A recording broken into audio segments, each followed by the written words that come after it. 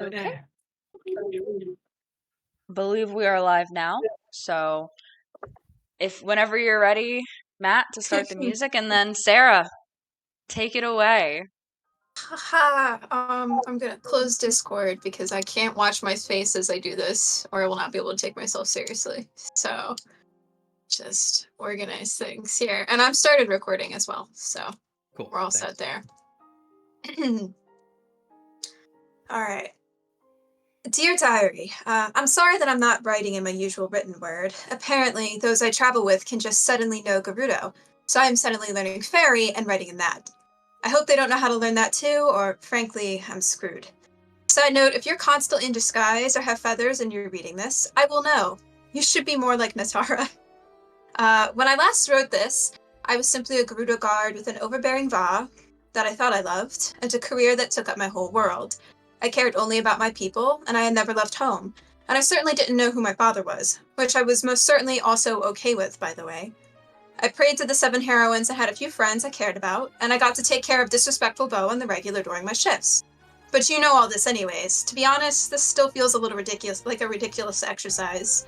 You're lucky I respect Onara enough to continue doing this, as she asked me to. Something about how using the written word daily is fulfilling for the soul and all that.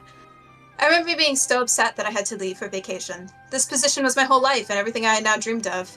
Now, I guess in many ways it still is, but I'm more confused. I met strangers during my short vacation that I dare call dear friends now. I don't know if they know that I feel that way, but I do. I've seen sights I can only dream of, and I've gotten to experience all sorts of things that have me almost wishing I could do this forever. Oh, and we've taken on a task that would have had me laughing my ass off a while ago at the thought, by the way. We're to save Hyrule, at the behest of the ghost of King Rome. And get this, I'm traveling with a Yiga. Odd, right? But our whole group is a ragtag gang of oddities, me included, so I guess it don't really know what to think anymore. They all made me reevaluate myself. Lorhanan, despite my initial urge to slay him, has begun to grow on me, though I do a poor job of showing it, and Lydian, he felt like, well, a lot at first, but he's been a steadfast friend who can make any rhyme happen.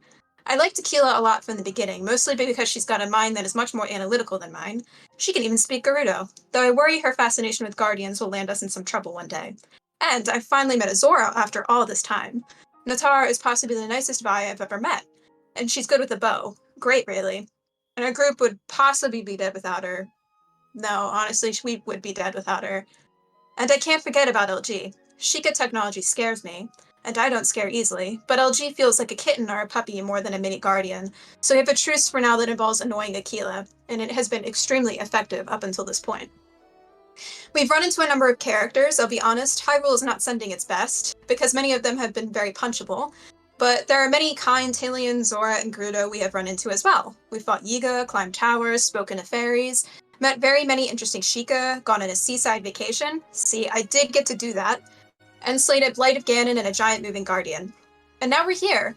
We have gone to help Lydian's family and then Natara's sister, and the whole time, and I felt so bad about this, I felt this constant nagging fear brought on by a stream of letters from my Va in Bularia. After we had helped Natara's sister, I'd worried this pull of my oath made me, well, not the best friend. I became so persistent. We need to go to Gerudo Town. We need to save my people. We need. Sometimes I wonder if the group got or still gets frustrated with me and how persistent I was with it. But to their credit, they stuck by my side despite it all as we teleported to Dig Dog Suspension Bridge, where we faced new blighted enemies, and on the way to Gerudo Canyon Stable, we even fought a full-fledged Guardian, with Natara and Aquila showing an intense amount of battle prowess. At the stable, we learned just how bad the situation was in Gerudo Town due to the disease, or rather curse, honestly, that was affecting my people. Karakara Bazaar was beautiful and serene, and we met Savema, who is an important character for later. We didn't get much time there to settle Laura and Lydia's disguises before we finally made it to Gerudo Town. It was upsetting to be there. To see one's people ill and to be unable to help was one of the worst things I could have ever imagined. It didn't help that the state of the guard was just desperate, and having to show my friends around my old house was anxiety-inducing. My family was never normal. Having them go through my rooms and personal belongings just felt vulnerable. Most of our days were spent doing investigative work after we found out the ingredients for my mother's noble pursuits. I still need to thank Lydian for his good eye. Speaking with Bellaria and Chief Riju, visiting the sick. Off topic, but the sight of Poki and Onara is so ill haunts me still. And while I looked for Isha, I know my friends looked for more info on Tracy's whereabouts as well. Through all this, Akila concocted the recipe and we tested it on Pokey, where it confirmed our suspicions that my mother's signature recipe was to blame in some way for what was happening. After that, we went looking for Isha, who we discovered had been sidetracked by Molduga on her way to speak with Terra, a great fairy with elemental gifts who gave Natara an interesting task. I really embarrassed myself in front of Isha, and it will haunt me to the end of my days, but we did manage to save her eventually, meet Terra, and use some tricky teleportation magics to return back to Gerudo Town as I spoke with Tali about some sandsteel racing historical gossip. Of course, things were dire, and after we barely saved the life of one of the town's Vai's Babas, Chief Riju ordered us to find my mother and put an end to the curse before it killed others, though we left the recipe for the noble pursuit behind just in case. And remember Savema? Well, as we rushed to the supposed ruined site that we thought might contain my mother, we ran into her again, and after we bribed the explorer with rupees, she agreed to help us reach the site through the sandstorm. Which she did, as a sandseal. Turns out, she was once the sandseal racing legend who had been humiliated when Tally had discovered she was cheating by turning into a sandseal. I could care less, but we did benefit from that ability. After arriving at the site, we discovered it was a dedication to the seven heroines, and through challenges of spirit, skill, gentleness, endurance, and knowledge, we were able to gain access to the ruins below. Despite it all, this is a moment I will never forget, to hear the voice of a heroine of skill. I don't know if I want to talk much about what happened next. We confronted my mother, and I learned a lot of things that just don't feel right. And when we used her help to try to free Ron, the great fairy trapped in my canteen, uh, it brought about the spiritual visage of my Vapa, who we had to fight in what felt like a never-ending combat until she finally stayed dead, for good. In the process, I learned that my father was Ron himself, the missing great fairy Tara had mentioned, and that somehow my mother had once loved someone. How do you talk to your dad when you've just met him? Do we even have a Gerudo word for father? I thought he would be a normal Hylian man. Come to find out, my magic is from him, and my Baba had encased him in the canteen to spite my Va after finding out about their tryst. It's sad to think about that brief relationship. Appears to be the only form of happy, joyous love in my family line. Will I ever even know what that feels like? At least my mother agreed to come back to Gerudo Town with us. There we discovered that by freeing my father, we had ended the curse's effects on my people, and in the process, I felt the biggest weight leave my shoulders. Chief Riju, after jailing my Ba, has given me leave to continue my mission. It appears tackling the divine beast in the desert is our next challenge, but I'm allowed to leave to help my friends with the others. I still don't know how to feel about leaving home soon, or about any of what has occurred. Do I still care for my Va? What do I want if this all ever ends? Love? Time at home? More adventure? I'm getting ahead of myself. We have Urbosa's divine beast to defeat first. And I must go. I'm hearing Lydian string up a tune, which means everyone must be waking. Maybe you'll get the rest of this tale if I return. It certainly can't get crazier than it already has. Anari. Amazing. I was tearing up during several points of that. Thanks. A bad paladin does have feelings. I was like, oh god. I was like cringing the entire time I was writing it, but I'm like, that means it's emotional enough, so. Embraced it. Very It's good. so good. Thanks. I forgot my iPad. I'll be right back. Oh my god, way to ruin a sweet moment. That's right. This stream is sponsored by iPad.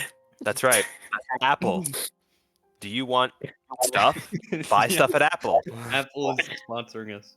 I had Flavorbot set up so loud volume-wise that I could barely hear myself the whole time I was saying that. I was like, shit, man, I don't even know if I'm like, I think I could be muted, I don't know. Nah, you're fine.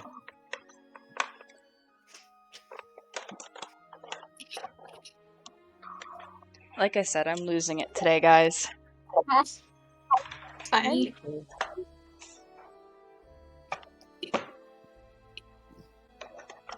I just realized that the main theme is still playing, so give me 1 second. Gerudo Town. Tim.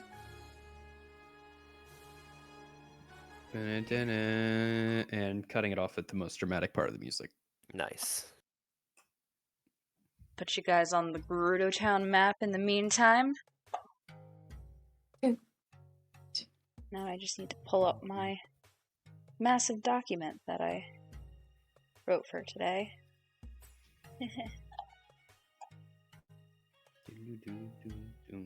Alright, so as you all wake in the morning, and is there anything you guys want to do before you leave the Noble Canteen? First of all, I should ask.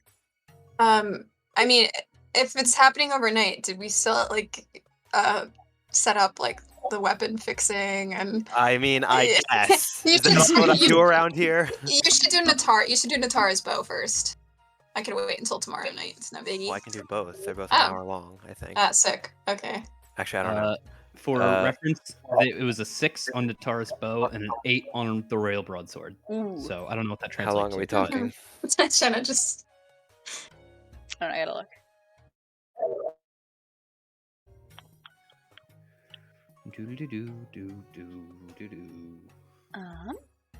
Yeah, each are an hour.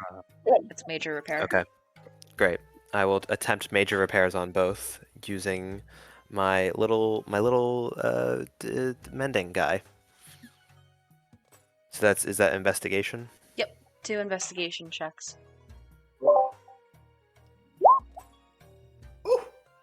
Holy shit! Oh my god! Okay, so that's a 33 and a 32. What the fuck? It's a 33 on a crit. Oh my god.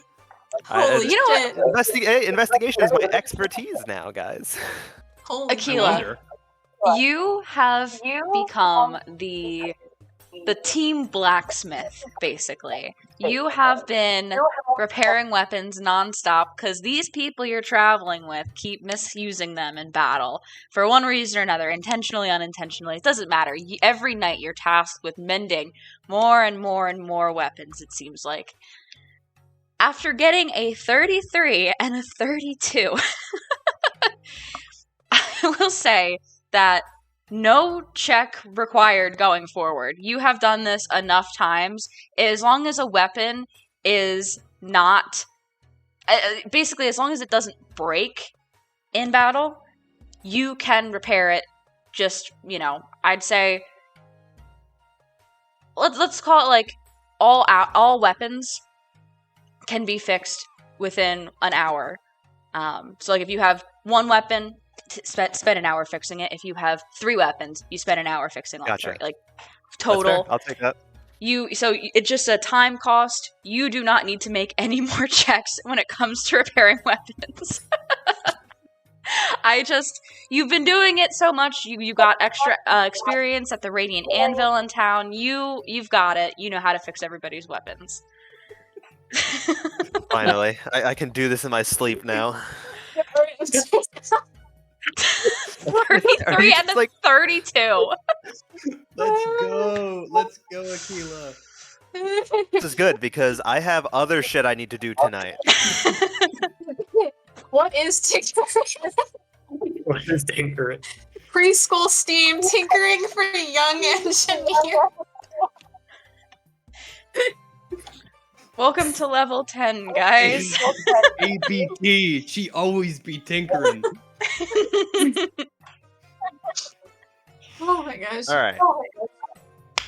What else are we doing over this, long rest? You guys are, gain the benefits of it. You're taking time to do whatever you've got to do. You have, like, a full evening through night into the morning.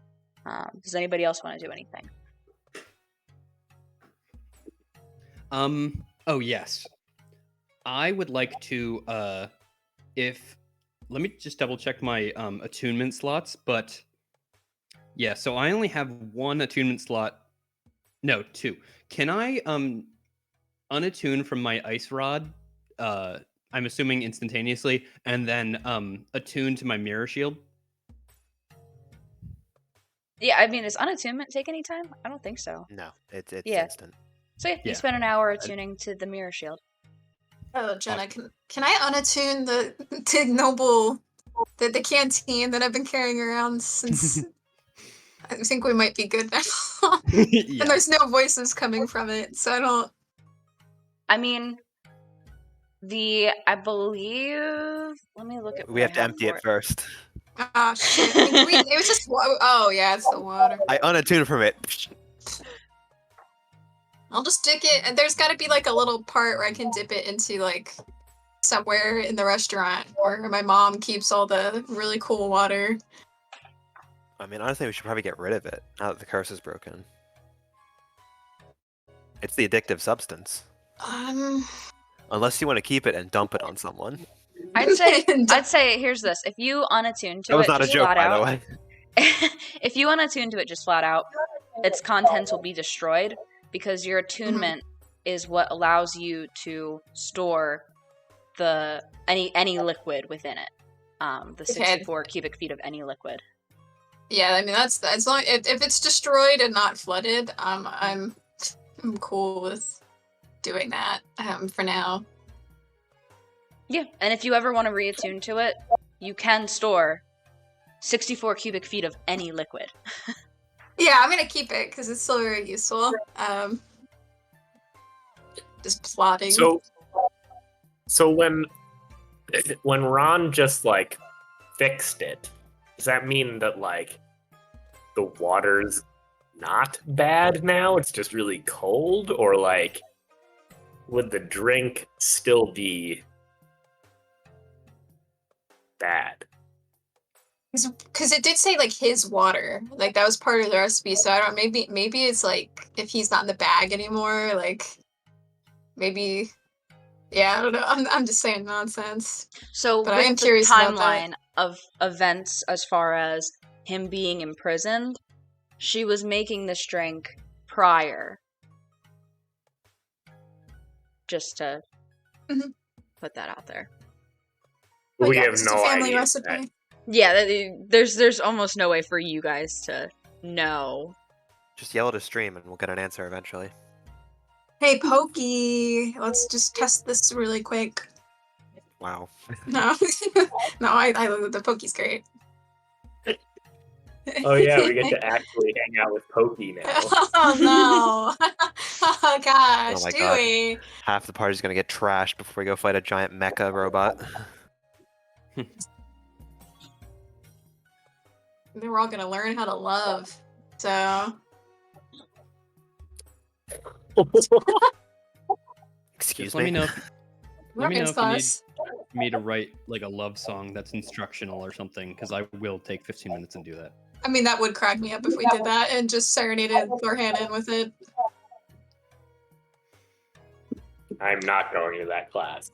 You'll have to trick me into going or something. Same. Why would you put that idea in our heads? That's I didn't drop. definitely- I didn't drop Because suggestion in. hijinks, it's the hijinks episode. I have to put it into your head. Yeah, because I mean, Inari's also not gonna want to go, so you guys gotta find a way. No, I think Lydian's priorities are actually, believe it or not with like forcing Lorhannon to discover what love is. I feel like I'm kind of past that at this point. That's the reason why we would go in the first place. I don't think Natara or Aquila are very interested either. Yeah. We literally had a whole conversation where Aquila was like deeply disturbed by the concept, like in the beginning of the campaign. So yeah, that clocks. Just the sound of the zipper. Just in case. Oh my gosh. Okay. So is it morning, Jenna? It is Or are we morning. still- Or if you guys have anything you want to say that you're doing at night, that's fine. It's kind of like a loose thing because we kind of just left it at you guys return and retire for the evening. But you do have, this time here in the canteen. Chief Riju did request that you guys stop by the palace in the morning. So, at some point this morning, you will have to make your way there. But other than that, if you guys want to do something else, you're more than welcome. I've got stuff I need to give you guys. Ooh, and what is that? I All right. totally don't know. Everyone, drop whatever infusion thing you have from me. It's no longer applying to you. We're making some changes around here. Upgrades, people. Upgrades. Okay. Aquila is going to emerge onto wherever. I guess we're staying in the upper floor of the noble canteen. Yeah. Looking frazzled, but carrying a large sack of goodies, and immediately starts distributing them over, I guess, breakfast or just waking up with everyone. So, Let's start off. Who wants to start? It's like Aquila Christmas. Wait, I know I was gonna say it's like Christmas. Well, don't be shy. I've worked hard on this. Okay. What do you have? I'll go first. I'm going to walk up to Lydian, and I'm going to go towards, go behind him, and then realize that I can't reach where I need to, get a stool and stand on it, and I'm going to click a patch on the back of his leather armor, underneath the base of his neck. It's a patch that is a small, what are those things that keep time in music? Metronome? Yeah, it's a patch, embroidered metronome on the back of you, and you have a mind sharpener now on your armor. Which is... So when also, you have I'm this... not wearing armor. Does that ruin everything? No. Okay. Wait, you're wearing no armor at all, even in combat? Yes, because I have dragon hide as a feat, so... That is I'm a not- problem then. Rip. Are you wearing robes? I don't know. I'm wearing like a loot strap or something. Like there's something back there. All right. Jenna, does that count as robes or whatever? Can I just wear like cloth on me for free? Lydian, do you wear clothes? I No, mean, because dragon hide says no, in when you general, aren't wearing... clothes, not armor, clothes. Oh, am I wearing clothes? I don't know. Like I think. Do you wear a shirt? Why do you not know? Where's the art of me? I mean, like I think You I have wear, a like... shirt in the art I drew. Yeah, because I didn't want you to just I would say I typically don't like. I wear some sort of cloth thing in general. Like yeah, it's you have like a tunic of sorts. a tunic. I'll go with the tunic. All right, the requirement for this Okay. infusion is a suit of armor or robes. Does that satisfy that, Jenna, or are you Or- gonna... Or robes. Okay. Yes, All right. I think so. So what it is when you make a concentration check and you fail, you can use a reaction and choose to succeed instead. Oh, that's awesome because I have so many concentration spells. But it takes your reaction. Right. So that's your upgrade. Who's next? I'll go next. I'm going to... This is one of the ones I'm most excited about. Go into the bag, take out a pair of boots that have peace wings on both sides, on the heels. You have winged boots. So look up the item winged boots. You have those now. That sounds good. He basically has a fly speed now, and it's the same sort of Lydian limits of 4 hours of flying. Dude, I- let's go. Oh, the I feel rogues intimidated. not There's fly. eyes- I realized it says your fly speed is your walk speed, so you can bonus Oh my action. God. You can zip all over the place with your rogue shit. Oh my god. That's so good. All right, Anari, Natara. Sure. go. Yeah, you just I will reach in and I will take out a pair of gauntlets that I've tried to give like the appearance of like gnarled coral as the outer material. They're gauntlets of ogre strength. So if you equip them and attune to them, they make your strength 19. Wow. Dang. Just one thing: is the metronome that you gave me? Do I have the chance to re-roll, or do I pass instead? You choose to succeed, no check. Got it. Oof. And it also yours does not require attunement. The gauntlets and the winged boots require attunement. Okay, good to know. I was just about to ask. Good news, I have an attunement slot. And then lastly, I'm going to walk up to Anari in her armor, take one finger, touch the breastplate of her armor, and then circuitry will sort of spread across your armor and then harden into these sort of snowflake-like patterns of blue Sheikah light, and you have resistant armor, and you're resistant to lightning damage. Yeah, I thought that might be helpful for now, and then there's I saw another those thing I might storms, take. and I know that you wear a lot of metal. Ah, This won't stop this won't stop all of the damage, but it will at least absorb some of it with the capacitors. she'll just look around at it and be like, "Thank you, it's good work." I'm also in our sheet of holding. I have a table drawn up where I have basically all of my possible infusions and the requirements, what they do, and who's equipped to them. So I'll put that in the sheet of holding, and if you want to switch to a different one, we can on the next long rest.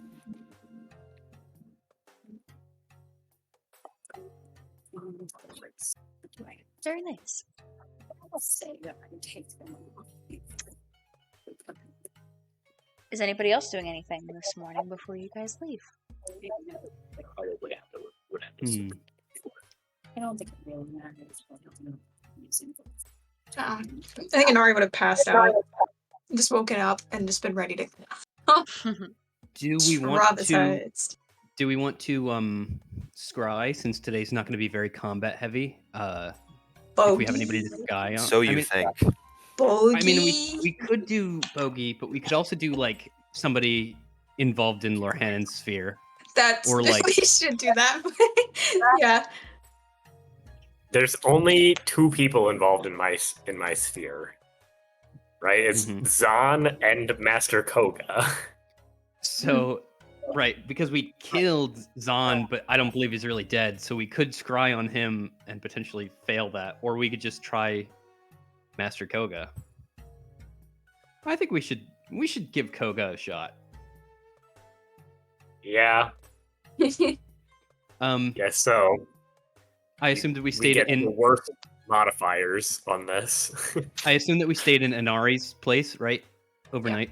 Mhm. Before we go, do they have like running water in Gerudo Town? I'm assuming. Yes, they do actually. Can I I'll block the sink with the plug at the bottom, and then fill up the sink, and then look inside her bathroom sink.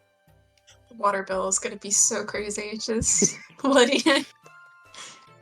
Okay. Um, you have a sink full of fresh spring water. Go ahead. I think I have 2 level 5 spells now. I don't know if it was a level 9 thing or a level 10 thing, but spell save is 17.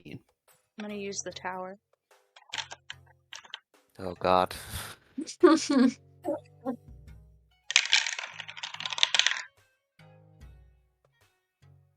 And he gets an extra +5 to this. Yes, that is correct.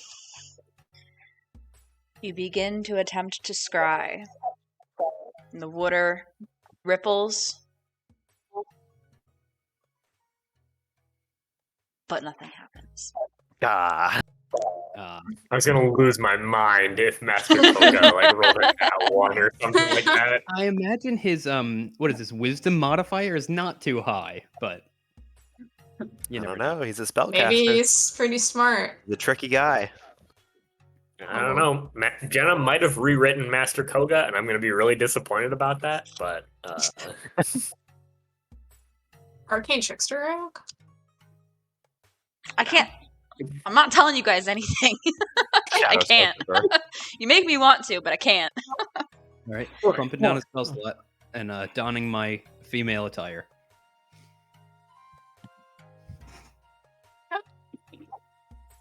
Do we want to eat before we go speak with Chief Riju? Sure.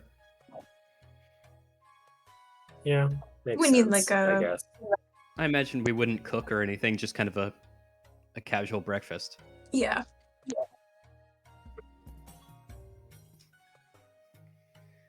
Yeah, what do you guys want to? I'd say you can pretty much do whatever you'd like for breakfast if you want to do something. Otherwise, you guys don't have to. You guys are in a town.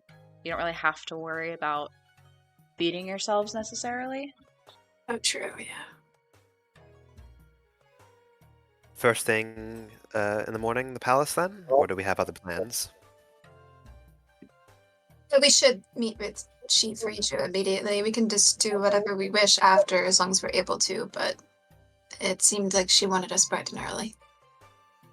And then afterwards, Natara, you and I can go fetch some arrows. Sounds like a plan. All right, to the palace. And now my session really begins. So now, as you make your leave from the canteen, you guys find yourselves passing through the center square of the town, and as you do, this bright early morning, you see a group of armed Gerudo warriors, distinguishable from the Gerudo Guard, like Inari, by their purple plate rather than green in their armor. So they're exiting the town from the northeast gate as you guys go by, and they bear a variety of weapons not seen among the guards, who typically carry the Gerudo shields and the Gerudo spears. Aquila, you would probably recognize a lot of these weapons from your shift at the Radiant Anvil. There are Radiant Shields, Moonlight Scimitars, and Golden Claymores, honestly a few of which you perhaps even helped to create. These powerful Gerudo, with their glimmering metals in the desert sun, disappear through the arch of the gate. You all take in the rest of the main square and realize that this is what Gerudo Town is supposed to be like. There are Vi of almost all races walking about, chatting with each other as young Gerudo children run and play in the square. Inari, you recognize Ashai, the relationship class teacher, approach the girls, gather them up for today's school lessons, as she teaches elementary school during the day. Merchants are entering the town, heading towards Lorne's Market, and as you make your way to the palace, you pass by to see the colorful shops being set up once again, ingredients from across Hyrule being unpacked and put on display. You all ascend the stairs, once again greeted this time by 2 guards instead of 1. They offer a nod as you pass, assuring that your arrival is expected this morning. Returning to the throne room, the most important feeling place in all of Gerudo Town, the throne itself is empty.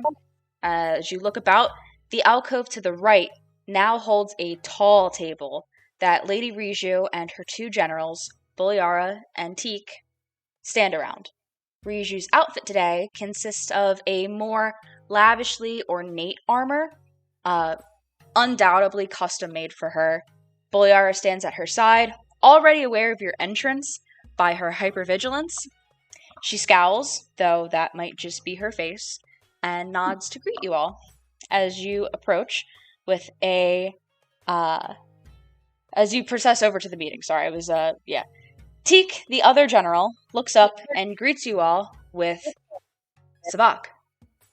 This must be the group of Vi, known as 11th Hour. I am Teak, leader of the Gerudo Warriors. I was actually among the ill, and you helped me. Thank you. General Teak, we were happy to help. Wasn't much. Is everything all right? Of course.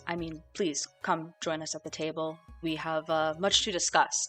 And you guys, as you approach, you see that Teak is built very much like Buliara, in that she's of similar height and build, very muscular, though her appearance varies in her lighter complexion and pinker hair, which is clipped back into a long ponytail. Well, Riju says, I'm very pleased that you've all elected to join us first thing this morning. Our council here that I've gathered, I want us to redirect our attention to the outward threats that are facing Gerudo Town now. Is everyone ready to begin? We'll nod and just look at everyone else. Excellent. Teak, would you like to take it away? Of course. Again, thank you all for being here. So the first thing I would like to discuss, as Riju and Buliara have informed me, you are all aware somewhat of the creature in the desert causing that sandstorm. That is correct?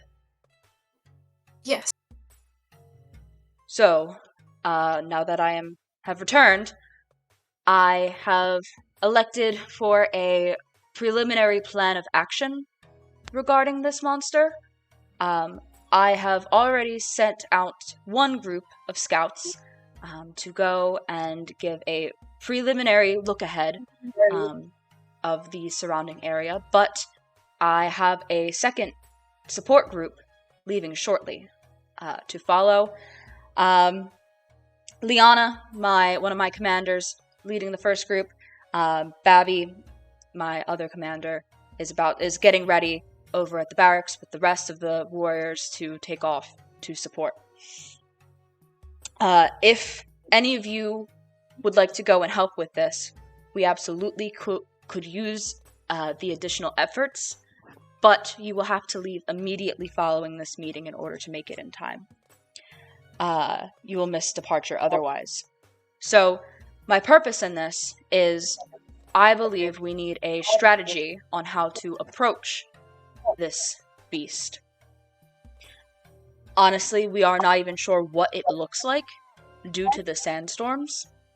But these groups will return in 3 days' time.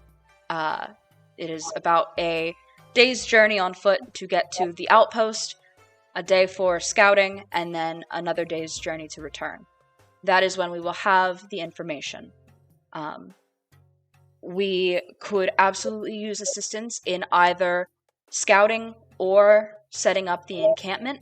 Either way will be beneficial to the outcome of the information that we receive. Does that make sense? Yes. I am clear.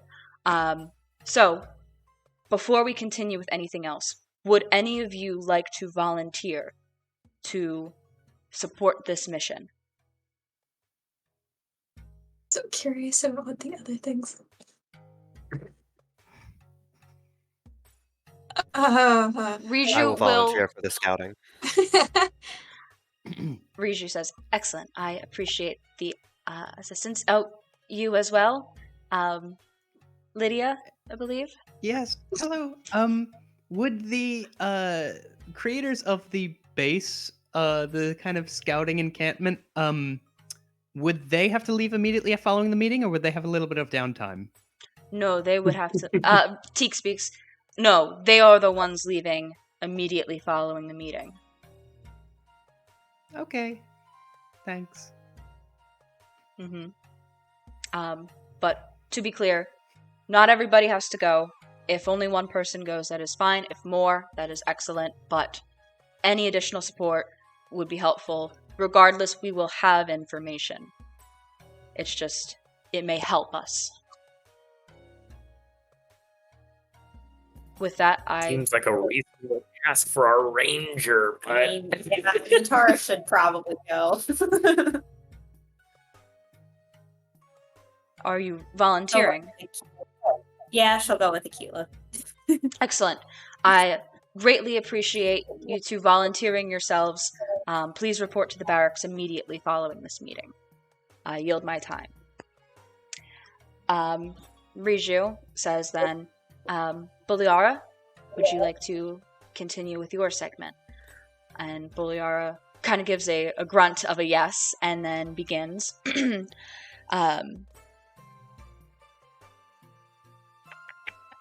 Oh, okay.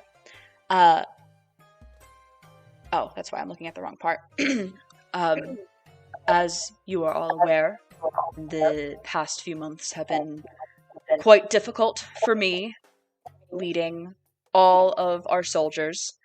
And with the lack of support, I have to return to part of my primary duties of ensuring the security of this town. We need to make sure that we are clear of any infiltrators, if you pick up on what I'm saying.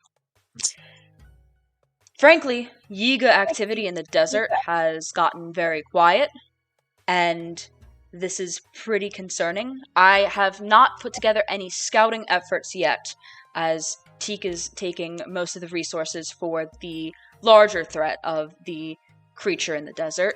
However, I would like to begin with in town, and that is where my efforts will be going forward. Now, It is very difficult to discern a Yiga due to their illusion tricks, but if you just look at someone long enough, you can pick up on the way their movements are just not quite right for their proportions. I could you picked the wrong task. I could undoubtedly use assistance in this going forward. And,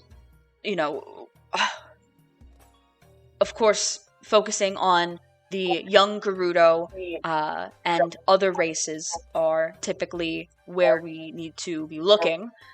Do I have any volunteers to help me with this? And if you can hold and wait until Riju says her piece at the end, but would anybody like to volunteer now? I can volunteer. Well, I'm looking at Laura. you see, darling, my plan was to stay around the town anyway to rest and recuperate. So I think that I would be of help here. Excellent. Certainly. Was there another volunteer? Yes, I too will join my comrade in the task. I may or may not have forgotten Laura's name for temporarily, but it's fine. I will help. I'm feeling particularly insightful today. We did some Yiga busting down in Laurelin City. Oh, I'm hoping that my old bones can still take down those Yiga bastards. Yes, Nice. my aunt has a gift with faces, and Lydia has the eyes of an eagle. No better people are suited for the job. And Mari's just glaring at them. Natara is so tense right now. I volunteered like totally independently. I had no idea you were going to. I'm so glad that the two disguised Vo, one of which is a Yiga, have now volunteered to be the witch hunter general of the Gerudo village. Hey, one of them is a Yiga disguised as a man disguised as a lady, so have some respect.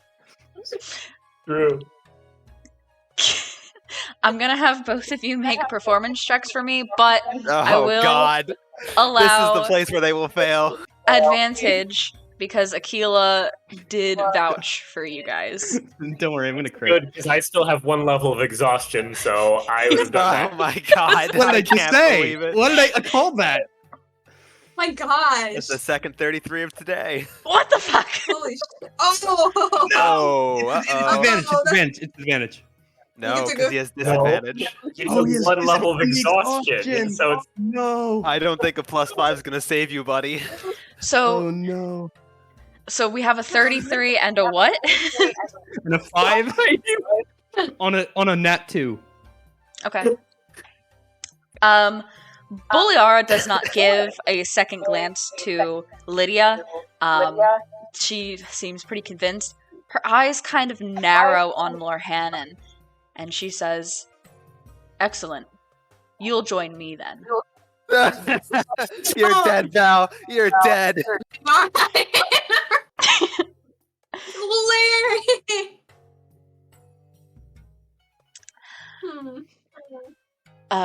You feel like you maybe just maybe failed an investigation check there, Ben? Like maybe Nah, there's we good. there's a deception contested roll there. So, Boliara finishes then.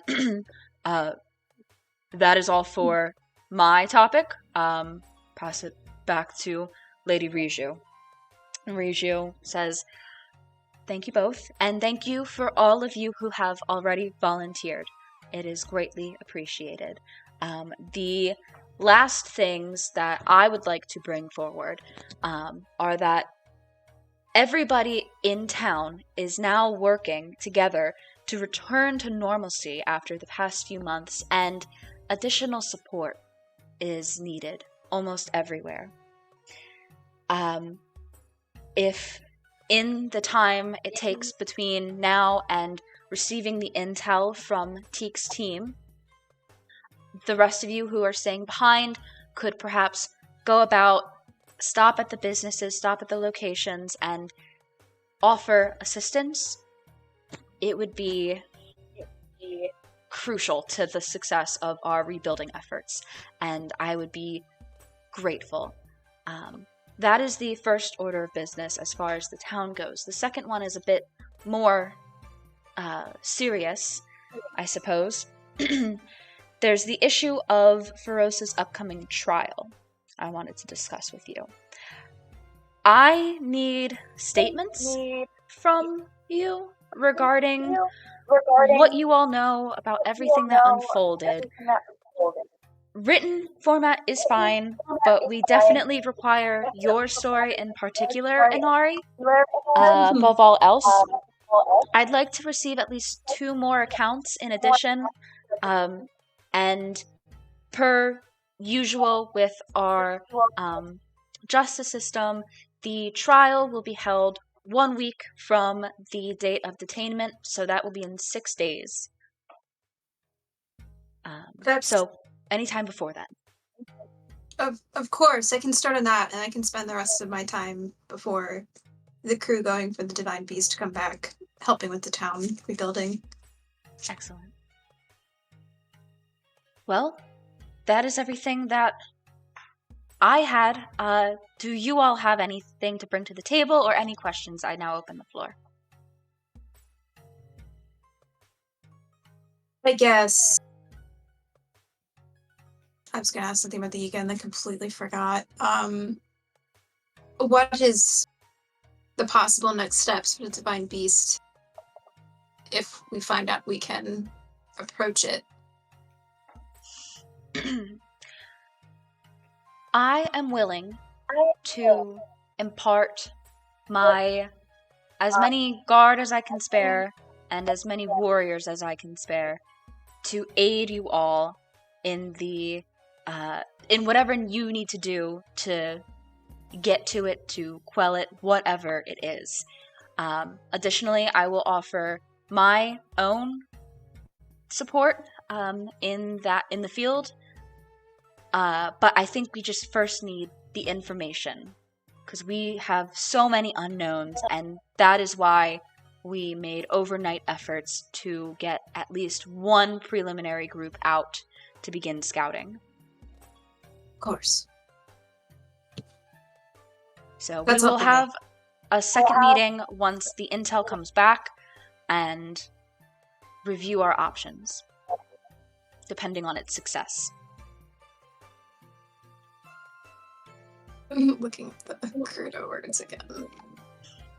Is there anything else? I think we're good. I'm gonna speak into Lydian's mind and remind him that he should give the slate to Aquila. Oh, for what? I mean, See, I was going to ask how big the scouting party was. Maybe we could shave a day's travel off. Oh, I see. There might be a shrine out there, also. Yeah, that might be helpful too. Yeah. Without a word, then I will go ahead over to Aquila, and I don't know if Riju knows about the slate specifically, but I'm still gonna do it somewhat secretly, and nudge Aquila and then hand her the slate. I mean, think I'm it's a big pretty. deal. We have a little guardian walking around with us. Yeah. She's Also, easy to Inari told Riju everything that we've done because Inari is oath bound to do that. So. And no secrecy. Yeah. Inari, do you want LG to stick with you to help with the town? That would be helpful, actually. And then she'll just look down and make the noise to LG in the room. LG does this chirping whir, excited that you are offering attention to them, and then just kind of runs in a figure 8 around your feet. I love LG so much. The claws of the metal arms kind of scrape against the sandstone floor as they do, as they run, and you guys just hear the scraping of that kind of composite metal material against rock. My gosh. Well, Alright. if that is everything, you are all dismissed, and please make your way to your respective assignments. Teak gestures to Aquila and Natara to follow her as she leads you guys over to the barracks. And Boliara gestures to Lydian and Lorhannon to follow her as she begins to lead you guys down into the... also to the barracks, honestly. She'd probably take you guys there first. And Inari, then you are also free to go wherever you would like. So we'll start first with the departing group.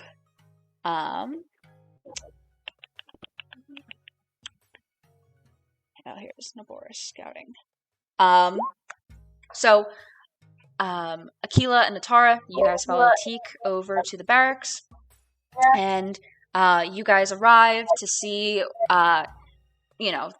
as you guys arrive, you guys see that the open air area where the infirmary was, there are two Garuda warriors that are kind of disassembling things, breaking things down, and trying to like relocate them. But she leads you guys instead to sort of this storage armory kind of space that is enclosed, and you guys see that there are who's all going to this? There are guards there, 3 guards and a powerful looking Garuda warrior who are prepping these sleds, putting crates on them with food, weapons, all sorts of items. And Teak walks in, the guards all greet her, and she informs them that you guys are joining and that they can prepare 2 additional sleds. And Commander Babby, the Garuda warrior that is in charge of this second excursion group, approaches you guys and tells you basically this place is about a half a day's journey southeast of town by Sandseal, but you guys are not taking Sandseals because you are bringing the things to sort of rebuild this outpost, this military base, and set up a full encampment. So instead you are going by foot, which will take you a whole day. And with that, they prepare your crates and sleds and lead you guys to the nearby northwest gate.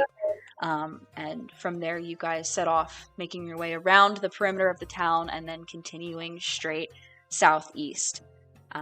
And your full day is spent traveling. Is there anything you guys do or talk about as you pull just under your carrying capacity of stuff on these sleds across the desert?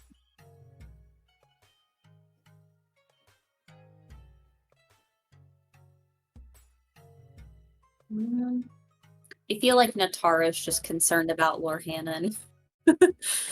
I think we have the same concern then.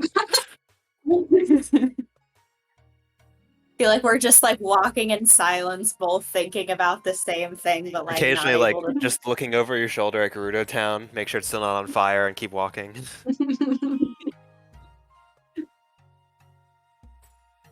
And eventually, after an hour or so, Gerudo Town fades away and it is nothing but less than a speck on the horizon. And you guys face more and more and more desert, and you do so seemingly endlessly. But that is what your day is spent doing, is traveling like this. Language. What's that? That's so funny. So it's all, in all caps and red is hilarious. Language proficiency. I was trying to figure out why I had something with no language and accidentally clicked it.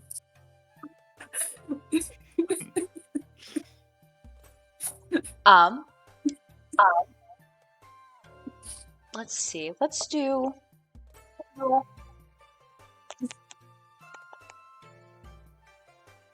Let's do Yiga Hunt group next. The Yiga search. But Jenna, what does a 59 get me? And why is it perfect for what we need, right? Get out of Gerudo jail free I card. hope it's detect magic again. Okay, I have to search for your name.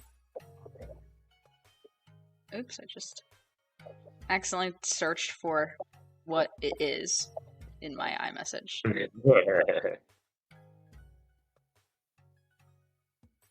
I don't know if that's necessarily helpful for you. I can always re-roll it, right? Yeah? Would you like to? Yes. How often can you re-roll it? Honestly, a bunch. Oh. I'm at a 9. Oh no, 9 doesn't look very friendly. Yeah, the 9 looks Nine very. is still friendly. 9 is still friendly. I think that's the lowest you've ever rolled, though. I think you've rolled it before, but. Yeah. No, I rolled like a 3 one time. Oh, okay. So you know. Okay, yeah. We have to share this. So you know what that after means. The campaign because it's just the most secretive thing ever. You know what? Man. You can risk it. I'm gonna go again. Oh, Why is he I feel like risking it? Like, what does there that is a mean? cost to rolling it every time. I feel like. Oh No, my it's God. just that like it's just that what he rolled could be helpful, but it's not what he's hoping for. every time he re-rolls, he takes a level of exhaustion. Yeah, like a sliver of his soul is like stolen away or something. Hilarious, actually.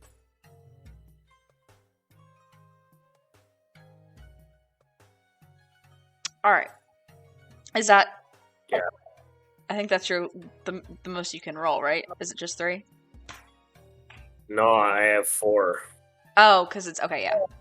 What the hell is this ability even? I made it. Shut up. Okay, so it's not like something I should know. Yeah, I think this it's is something. not as good. I think this is not as good. So you know. Are you gonna reroll? Let's just go for it. Oh my God. Flat 50. 50. This is even worse. Oh well. Well, I hope we all learned a valuable lesson about gambling today. This is the worst place for that one. Is it? It's like green Oh. underwater or something. What is it? Is it green Yeah. underwater? Okay, awesome. Yeah. Good stuff.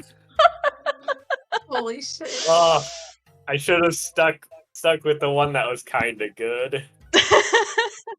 I'm so glad you guys are having a ball. Oh my gosh. I should mute myself to you guys and then reveal like on the stream to what it is. But for now, let us proceed with this activity. So I guess who would go? I wasn't expecting 2 people. I knew that this would very much appeal to Lord Hannon. I didn't think anybody else would bite at this, so I didn't pick another person. A big guard. Damn. Alright, hold on. Sorry, guys.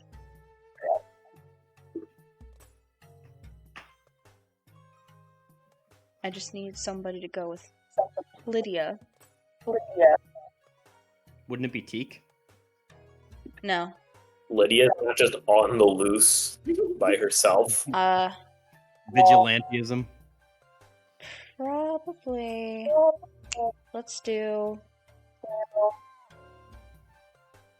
Okay, so the 2 of you kind of pair off, and there's additionally another group of 2 Gerudo Guard that are also part of this squad. So Boliar kind of gathers you all at the barracks as a starting point and reviews basically you're all to pair off and just anybody that looks out of the ordinary, as she said in the throne room, anybody that may be a child because they are smaller, or somebody from out of town, or anybody that seems to be out of place in some way. Keep an eye out. Yes? No, sorry. Finish your thought, and then I'll ask you a question. She's basically saying anybody that seems to be out of place, just try to watch them for a little bit, and if you see that they're... She just kind of explains what you guys already know for how to identify Yiga. What were you going to say? Pretend I'm speaking as a female in the higher pitched falsetto voice, but Oh no, you have to do it. No, I'm kidding. If you don't want to. no, No, you don't have to. because I'd rather prioritize the communication part. Sure. I would say, like, with all due respect, like, have there been recent instances of Yiga infiltration, which is why we're on high alert, or is it just a precautionary thing? Lydia, it is because we have not been vigilant. We have been preoccupied, and therefore there have been ample opportunities for our enemies to slip into town. And this is kind of a cleanse to go through, and if we find anybody, we confront them and deal with it. Is there a signal for when we should flag them? Other than, I imagine we wouldn't just confront them outright. When you find somebody, approach, interact. If they give you the impression that something is off, perhaps one of you can come get me. It's kind of a read the situation thing. Don't jump to murder right away, the two new ones. My soldiers have been trained. I mean, Laura, you are coming with me. Lydia, you are going with Ploka. She's well seasoned. She will be able to help you. We'll just go from there. Okay, so don't murder. Got it. Unless there is a Yiga, then murder. Okay, so don't murder right away unless there is a Yiga, and then murder right away. Correct. Okay. Missed out on getting to kill you. They have you guys going like just, like- NYPD mode. I didn't like nod along, just like yep. Okay. I don't have any weapons, no psychic lance, so this Yiga does not know what he's in for. We will all start in the main square, and as you see leads, follow, and go from there. This will be our day. So, you all make your way out to the center square, and this is sort of it's like a sequence skill challenge, basically. There's a sequence of checks that you will make to determine the outcome. Like a choose your own adventure, but the dice choose. Cool. The dice choose at disadvantage. Oh boy. Oh, come on. My thing froze. There we go. I'm gonna embarrass you. I'm gonna embarrass myself in front of your boss, Inari. I was literally gonna have Inari go with you guys, but then I was like, that's a little much, so I'm not gonna. But like, she's just gonna be awkwardly following you guys from a distance if she tries to fix the town and just be crying. So, the two of you kind of following along the sides of your assigned partners. Of course, Lorhannon, you are with Boliara. Lydian, you are with Ploka. The first thing that comes to your in your thought process as you kind of post up in that center square is, where should you start looking? What should you be looking for? What would a Yiga in disguise be doing right now if they were in Gerudo Town? So I'm going to start this by you both having making insight checks to try and get in the headspace. Can I have advantage on my insight check, having been a Yiga who has lived in other cultures? That is extremely fair. Yes, you can make the straight roll. Good job, Lorhannon. I promise I will not try and pull that like on all of these, but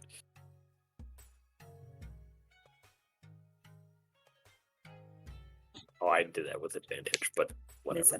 Sorry. I Still a got- 17. So Lorhan got a 17, I got a 13, and I burned a Bardic Inspiration to bump it to a 18 with a 5. Okay. So, I'm trying to think if this is one of the things.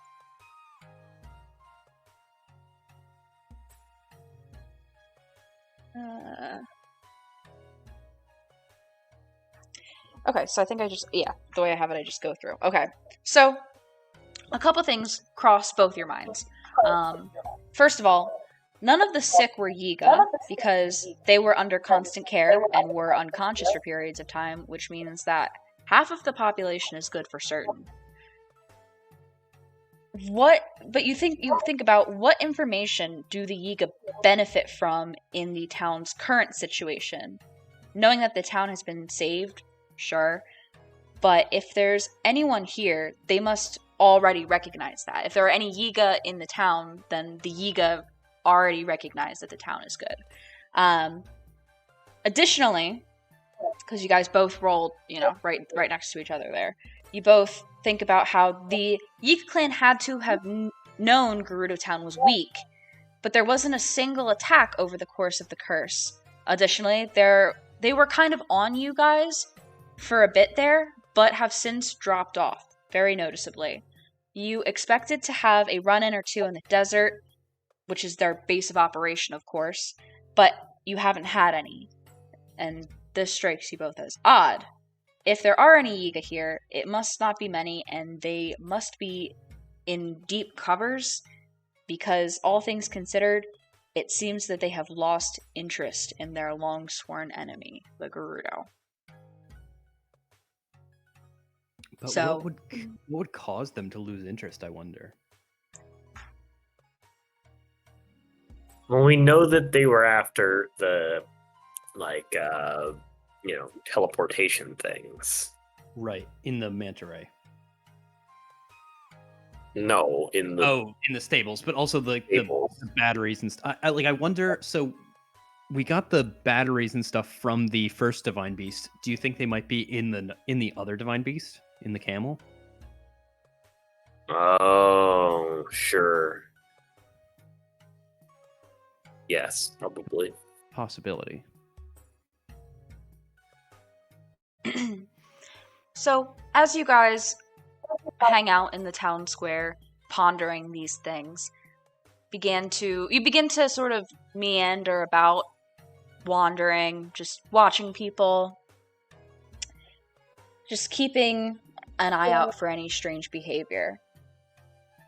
Make perception checks to notice if anything is out of the ordinary.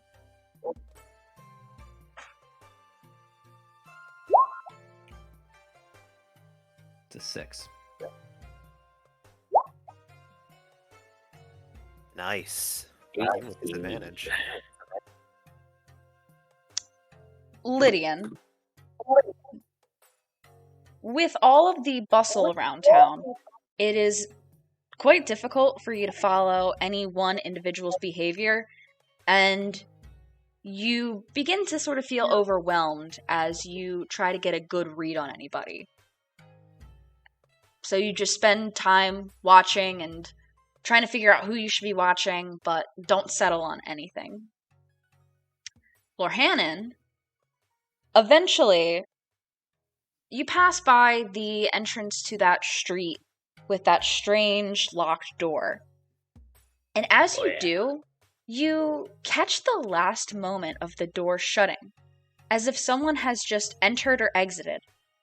The street is too busy to tell which is the case, but judging from the patterns of foot traffic, it would be almost impossible for somebody to have just stepped out and blended in so naturally without obvious adjustments from the adjacent pedestrians. So you can deduce with fairly high level of certainty that someone has entered the building behind the door. So, as we've been wandering around, I've been telling Bulyara a modified version of the horse festival story. Since, I am Akila's auntie, it would stand to reason that I went to the horse festival, and when everyone came to rescue the people in the horse festival, I took up arms once again, and we had this run-in with the Yiga, and we fought off those bastards.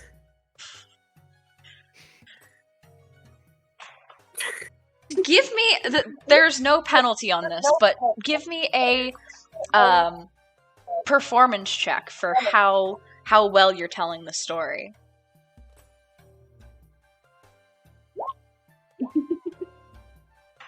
It's an 8. Ooh. She is certainly interested in your story, but she is a bit more hyper-vigilant about everything around her, which translates as lack of interest, but she's responding to everything very well, like, naturally, of course. Excellent. She's damn, that's crazying you over and over again. Damn, that's crazy. I went to the horse festival. But then you kind of wrap up your story and you catch what I had said previously. Yeah, I think I'm gonna start heading down this way and say,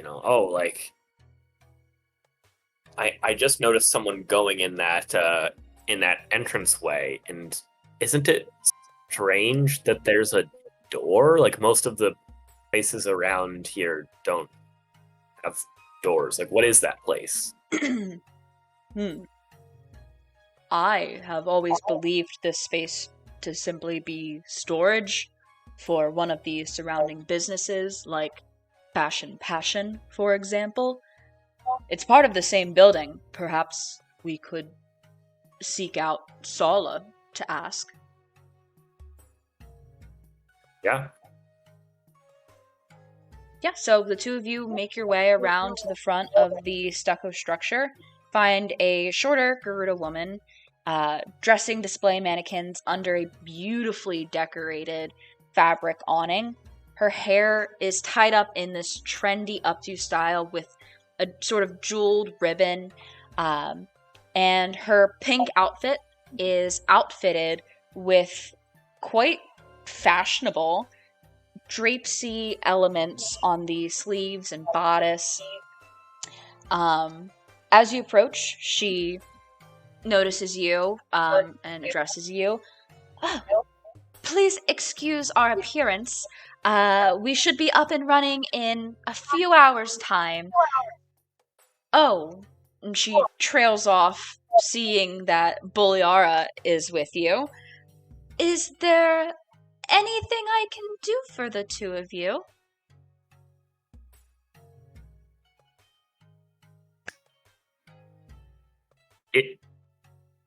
We saw someone entering the room behind the store. Is that your storeroom, or do you have someone working, fetching things in the storeroom, or? I know the door that you speak of. However, I'm sorry to say it's not mine. Is she telling the truth? Please make an insight check.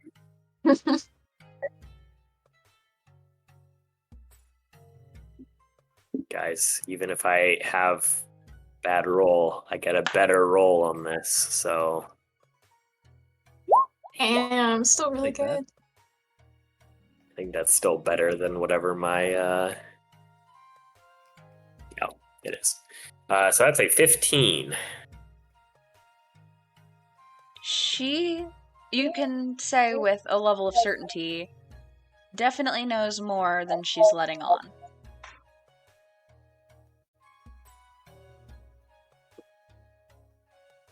I'm going to say, well, if it's not yours, then whose is it?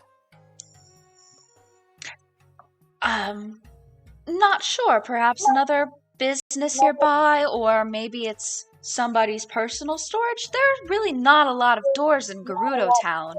I wouldn't need one for my wares. I display everything out in the open under this awning. Now, if you would excuse me, I need to get back to that. Was she sick? Uh, I suppose I can ask Bulyara. Was you can she certainly sick? ask. Buliara gives a affirmative grunt.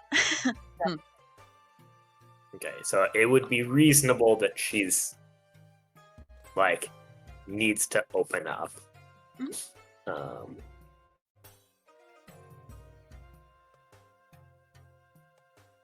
I guess I will probably press again and be like, well, if you see anything or know anything, we want to make sure that the town is safe. Oh, of course. Without a doubt.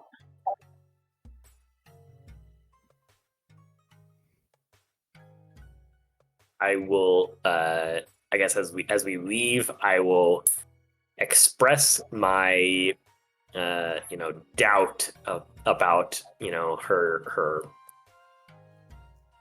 confusion. I'll be like, well, she was talking slowly and she seemed, surprised when she saw you and a little more concerned than someone who had just, been revived from a terrible sickness would be. You'd think that someone who's just been revived from a sickness would be, excited to get back to their healthy, normal life. But she seemed not. I see what you're saying. But it's Sala. I know her. Most of the town does. All of the casual wear that everybody owns came from her shop. I don't see how she could be... If you're insinuating that she's a Yiga, or perhaps even a Yiga sympathizer, I just don't see it. Though I agree, her demeanor was off. Should we try the door? Yes. Yeah. You two go back around to the other side in this smaller street here, and she goes ahead and gives a tug on the door, and it doesn't budge. And she, this time with more force, both hands, tugs on the door, and it really doesn't budge. It almost doesn't even offer any give, this wooden door. It seems a little bit strange. I wish I had knock so badly. I didn't pick it up. So I know that there's some sort of magic connected to this place. But I don't know what it is.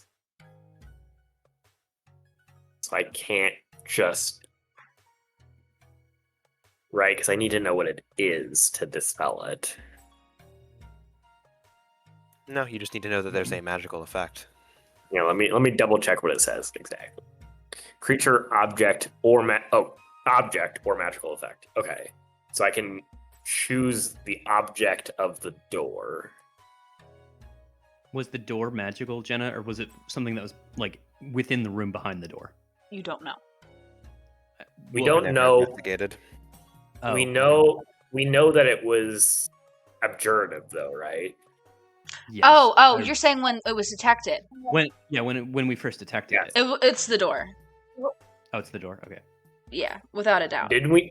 Yes. Okay. Yeah, because Akila did Yeah. it when she was scoping around before. Yes.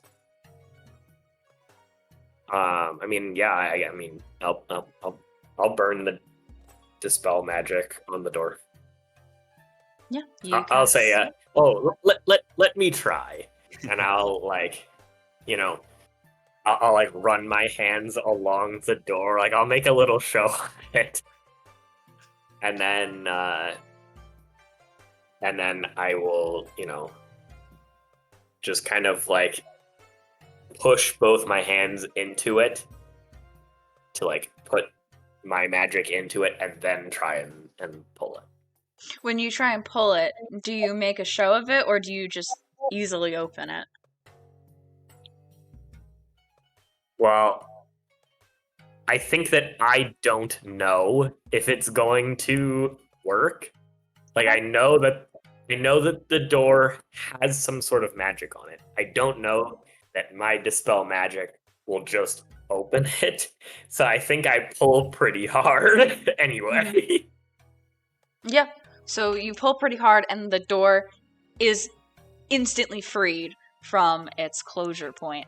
And Buliara takes a step back and she kind of like looks at the door, glances at you, kind of looks at her own hands like, is this old aunt stronger than me?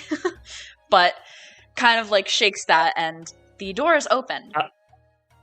I'll like say that it's like, oh, there was a little magic on that one, and I have gotten a knack to cracking things like that in my days. I see. Looking in,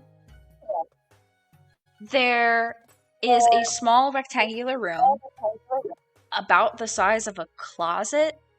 The right side is stacked with crates, couple brooms and things lean against the back wall. The little rectangular room, there's nothing stored on the left wall, but it's just a closet. Now, who would put a magical lock on just a closet?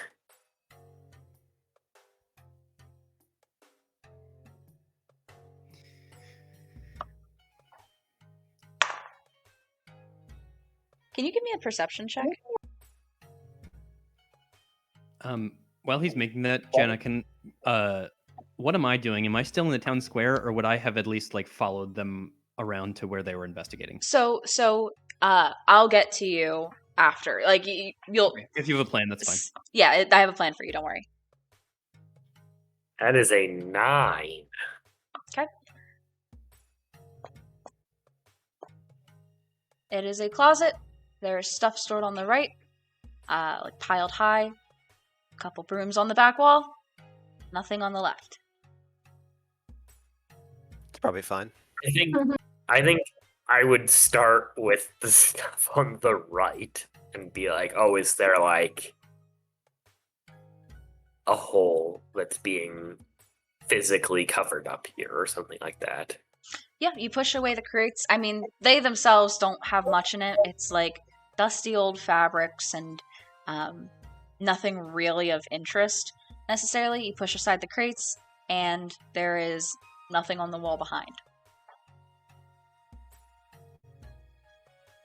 I don't like it. I don't like this. I'm going to. How many brooms are there? 2 with the straw still on the end. 1 is broken in that it doesn't have the end. It is just the post, just the stick.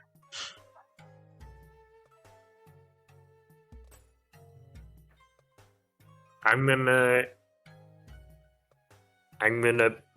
touch both of the brooms that have the straw on them. They are brooms.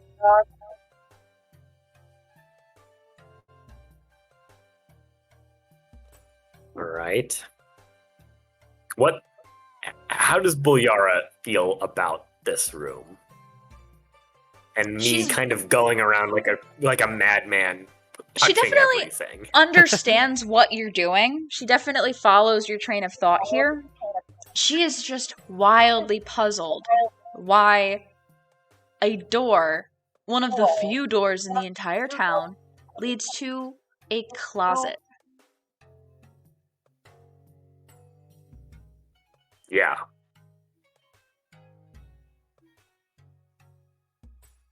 A closet with no like distinguishable owner. Like who puts 2 brooms in a closet?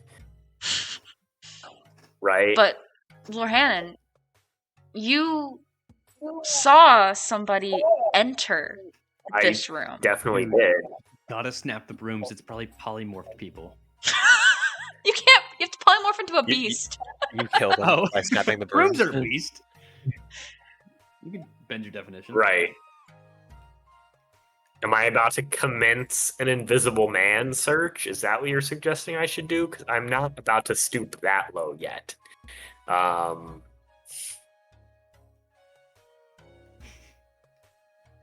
He's asking you. Yeah. Are you? No. I'm not. I'm not think going so. to. Not yet. I still have this blank wall to. I guess I will like specifically like go over like the edges of the wall and like where it touches the floor and stuff like that. See if there's anything weird there. As you're tracing the left wall. Yep. As you begin to trace along, you're not met with the resistance of that wall that would kind of guide your hand along, and it kind of goes even more Jackpot. left through the wall. I look at Bulyara, look at not having a hand, look back at Bulyara. What is happening? It seems that this wall is just one of those Yiga illusions. And I'm gonna walk through the wall.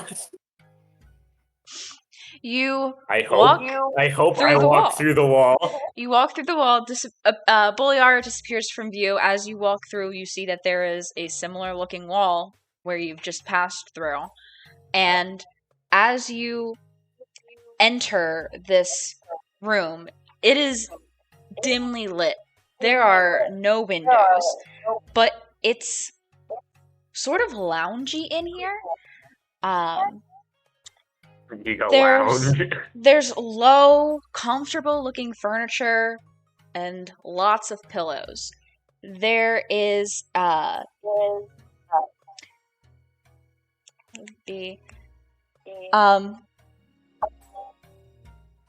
there are I should say this part. There's a desk that kind of wraps around, almost like a counter, maybe more so. Kind of suggesting like, oh, this is some kind of bar maybe, but there's no drinks, there's nothing like that. The only thing that there really is in this room is along the, I guess, not opposite of where you walked in, the wall to the right. You kind of come into this space as you pass through this wall. The wall to the right, past where the counter is, there are 2 displays set up. One that wears this sort of glowing skeletal outfit. The other that resembles clothes you would see a man wear.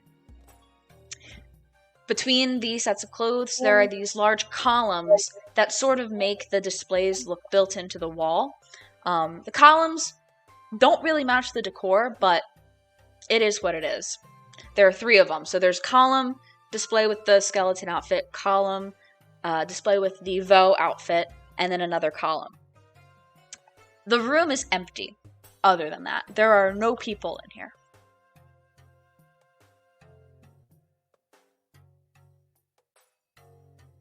There's nobody in here. There is nobody in here that you can see right now. Thanks for the clarification. Terms and conditions may apply. Are there bananas in this room? Give me a perception check. I like go behind the like counter as well. To Mhm. see if Okay. there's, like, So you're going behind the counter and getting a perception check here. nope, that's an 8. 8. Other than the notableness of or I guess notability is the word, that the columns are just kind of big and, again, don't really fit the vibe down here. There's no bananas, there's no food, there's no nothing. Man, if I just busted a man cave and not a Yiga hideout, I'm gonna be so disappointed. This is the opposite of Dude's Rock. It is about this time that Boliara joins you, kind of like I was gonna moving go get through her. the wall. I was gonna go like, get her. Slowly, like you see her hands, and then her like part of her face, and then it kind of disappears, and she puts her arm all the way through, and then she pulls it back and like steps through, kind of ducking, unsure if any of this is wall or not. But eventually, after a comical moment, she is in the space with you.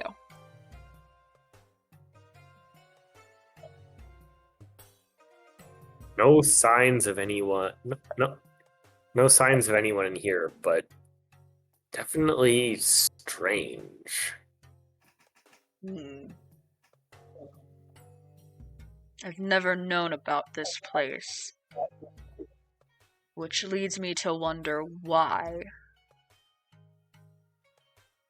I'm going to have Boliara make a perception check to accompany yours here. I'm going to use my little tower again, because it could lead to something. Because it's not important.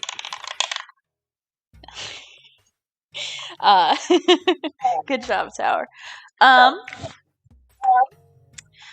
She looks about the room, about the same as you. Those columns are ugly. Too big for the space.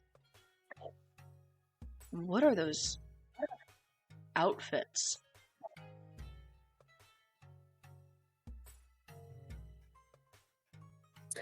Yeah. I would be more interested in the like shiny one. It's like the other one's just like normal clothes, right? Yeah, to you it's just normal it's just clothes. a man. Yeah, to her it's extremely interesting that there are men's clothes within her Well, walls. sure. But that is understandable. You go and look at the skeletal set that's right there. The part that resembles the skeleton, it's very like decorative, and it seems to sort of glow a little bit in this dim light.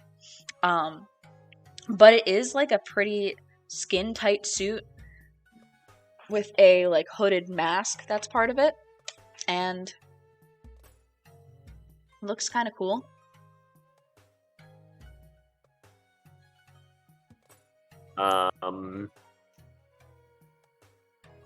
What happened? Does anything happen if I take the mask of the display? Boliara looks at you and says, "What are you doing?" Investigating, of course. Okay. I don't see what you would do with that. And I don't understand why there would be Vo clothing in here.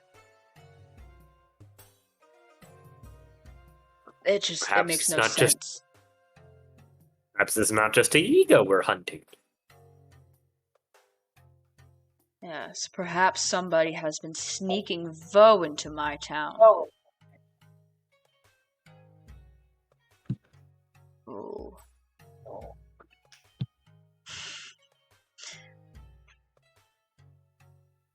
But it does not look like there is anybody here.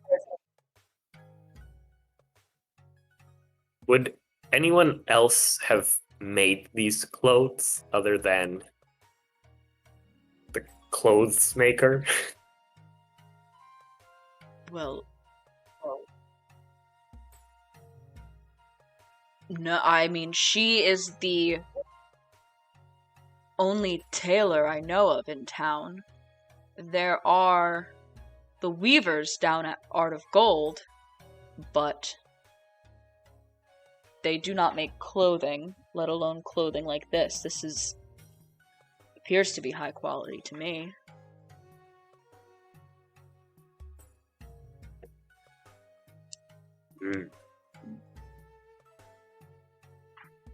Interesting. And perhaps he is up to other things. Well, now that we know about this, and nobody is here, perhaps nobody may know that we've been here, return that mask to its position, and perhaps if we leave, nobody will know and we can return. Yeah. I'll put the mask back. Mhm. And I will not mention that, we got rid of their magic spell, but it's fine. Yep. You guys depart and spend the rest of the day, the rest of this sort of shift, wandering about the town, and just trying to track Yiga in any way you can. Let's flip back to Lydian, and then we'll do Lydian, you and Ploka just kind of begin to wander about the town. She's not really interested in your help, or she doesn't show much interest in talking to you as you guys go about. And neither of you guys are really seeing anything.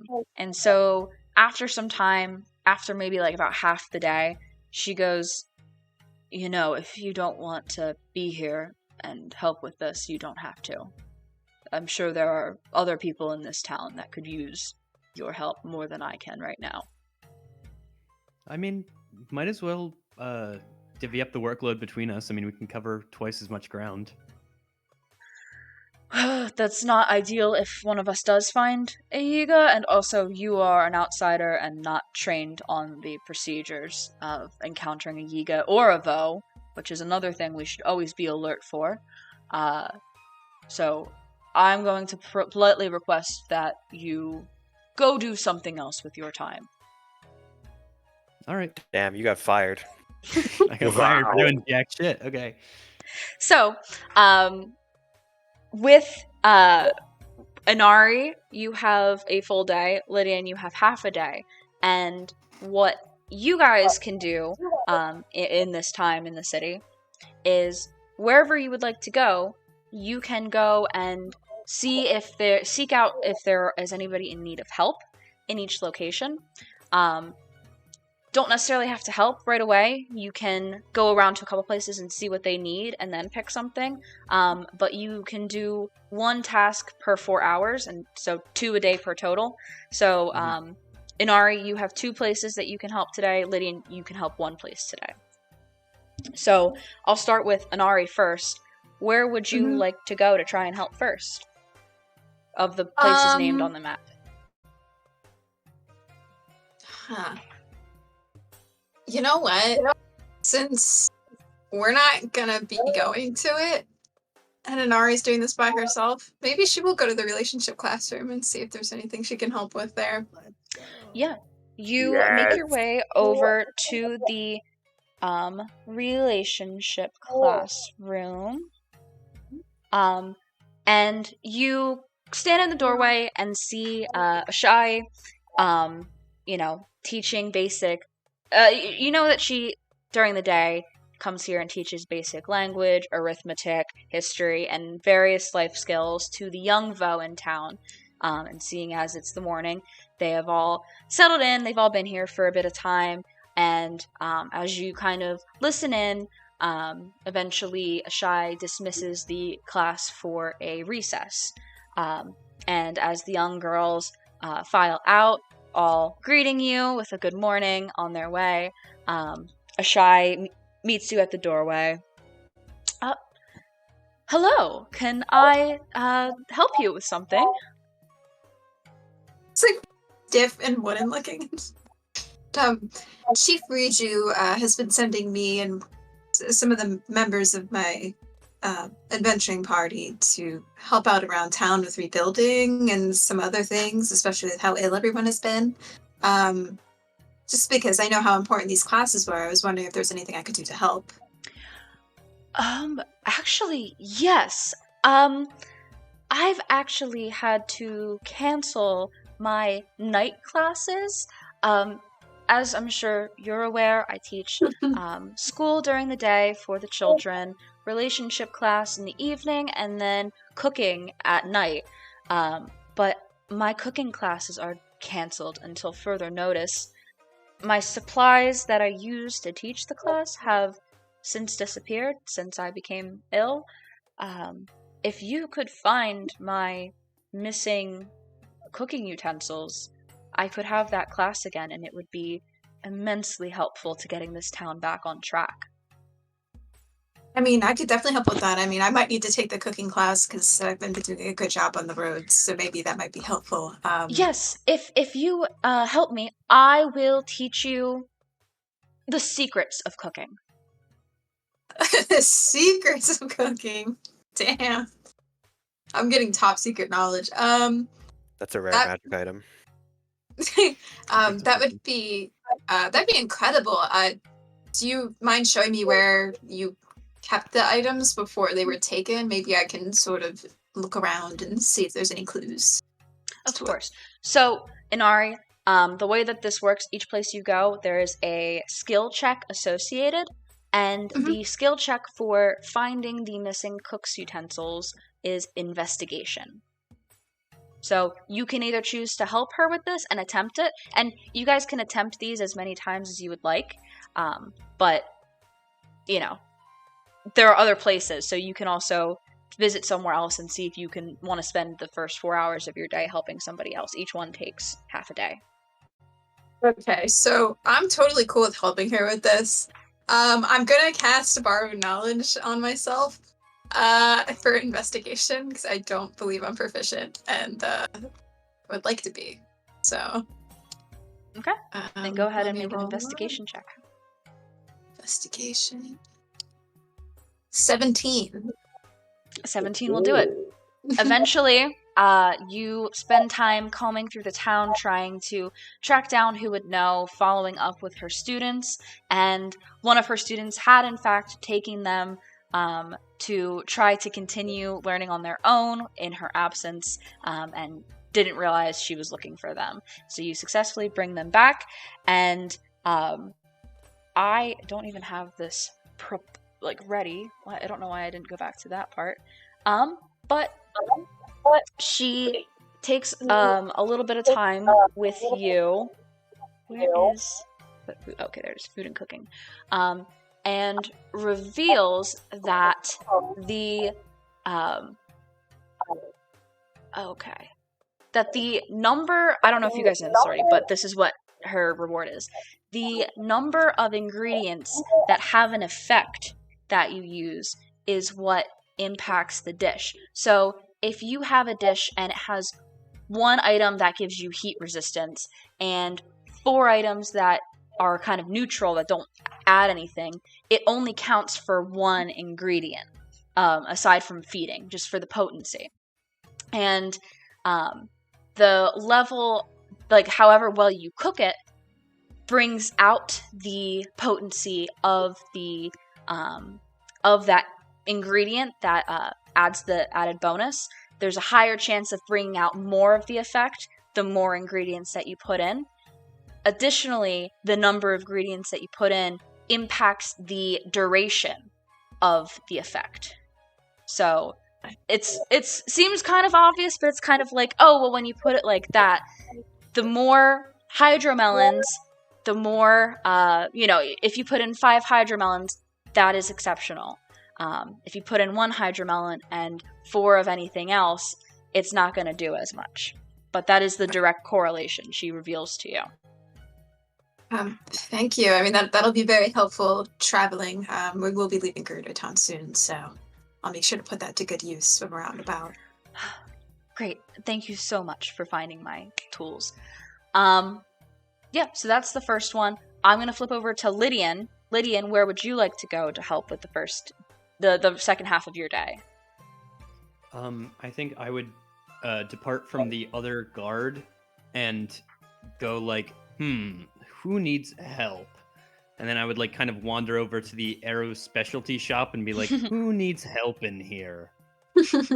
and then I would go in the store and pick up an arrow and be like, maybe this arrow needs some help.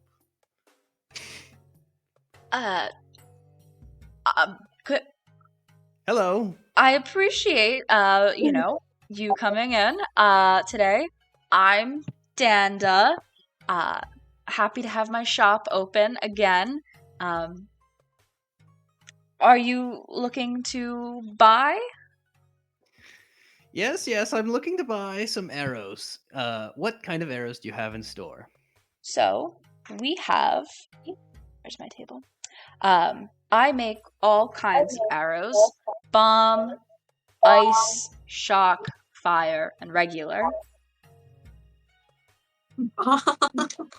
Okay, I stopped listening at bomb, but go on.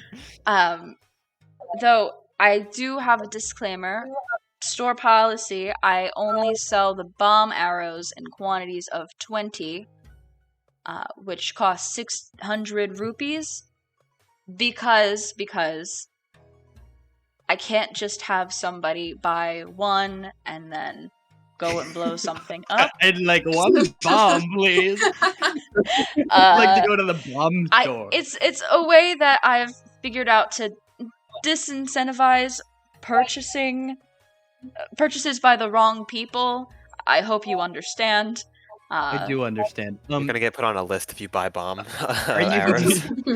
Are you in need? Are you in need Bomb of bomb factory? Exactly. Bombs. Are you in need of any assistance that might get me a discount on any arrows? I'll tell you what. I will give you 40 regular arrows for free if you can help me with this one thing. You see, when everybody fell sick, I did not. I was lucky enough to be among the, people who were still in good health. But I did have to close down my shop to assist my 2 beautiful granddaughters in caring for the sick. Unfortunately, with all of their hard work, both girls' birthdays went uncelebrated. And I really want to make it up for them. If you could just find them, they should be going to recess soon. If you could find them, maybe gain a little insight as to a way that I could make it up to them. A way that their Vaba can honor their missed birthdays. I would greatly appreciate it. Of course, I'd be happy to help. I'm assuming that they are in school in which building? Relationship classroom. Thank you very much. I will report back later on with my findings. As Inari, you depart from the relationship classroom, pass by Lydian as That's a concerning pass by. appears. I'm like reading the sign like, this is probably a relationship classroom. There's a heart. And you see that the young Gerudo girls are rushing past as they try to make their way back to return to class.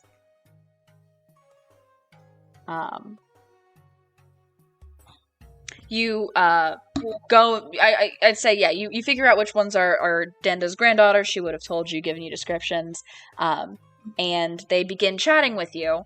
And these girls like to talk. They are talking so much. They are so happy to be just talking to somebody. One of the girls is older than the other. And I will need an insight check from you to get the information that you need to pick up on. Are they? They're not twins. They're just birthdays were at the same time. Yeah, how old are the girls? Like, they're probably like 10 and 12. Okay. Insight. But yeah, both of their birthdays passed. They're not share a birthday. I will bardically inspire. Might as well, right? Cool. That is. Oh my god, I hate this. 22. 22.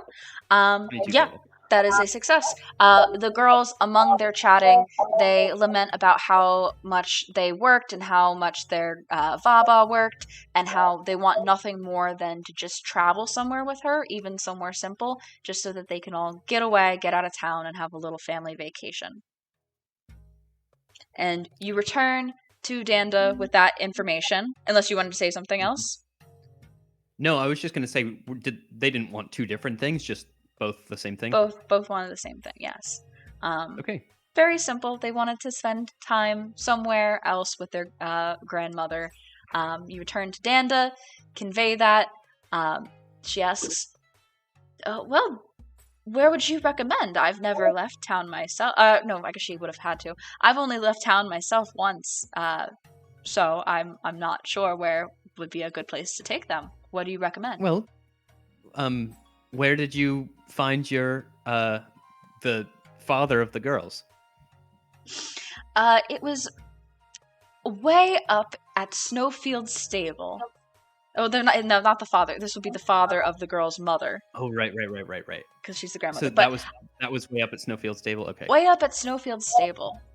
Didn't like the cold. I couldn't stay. You know, it might be a little bit cliche, given how, trying to beat the heat around here, but I heard it can be lovely this time of year in the southeast portion of Hyrule, in a little city known as Lorland. They're building up huge renovations, and I mean, you might have to. I mean, I don't know. It's a little bit far, especially the jungle travel can get a little bit harrowing. Around here, though, I don't know. What do you like to do? I will go anywhere you recommend. Yeah, I feel like Farron. I don't want to send them through Farron. That's a little bit dangerous. I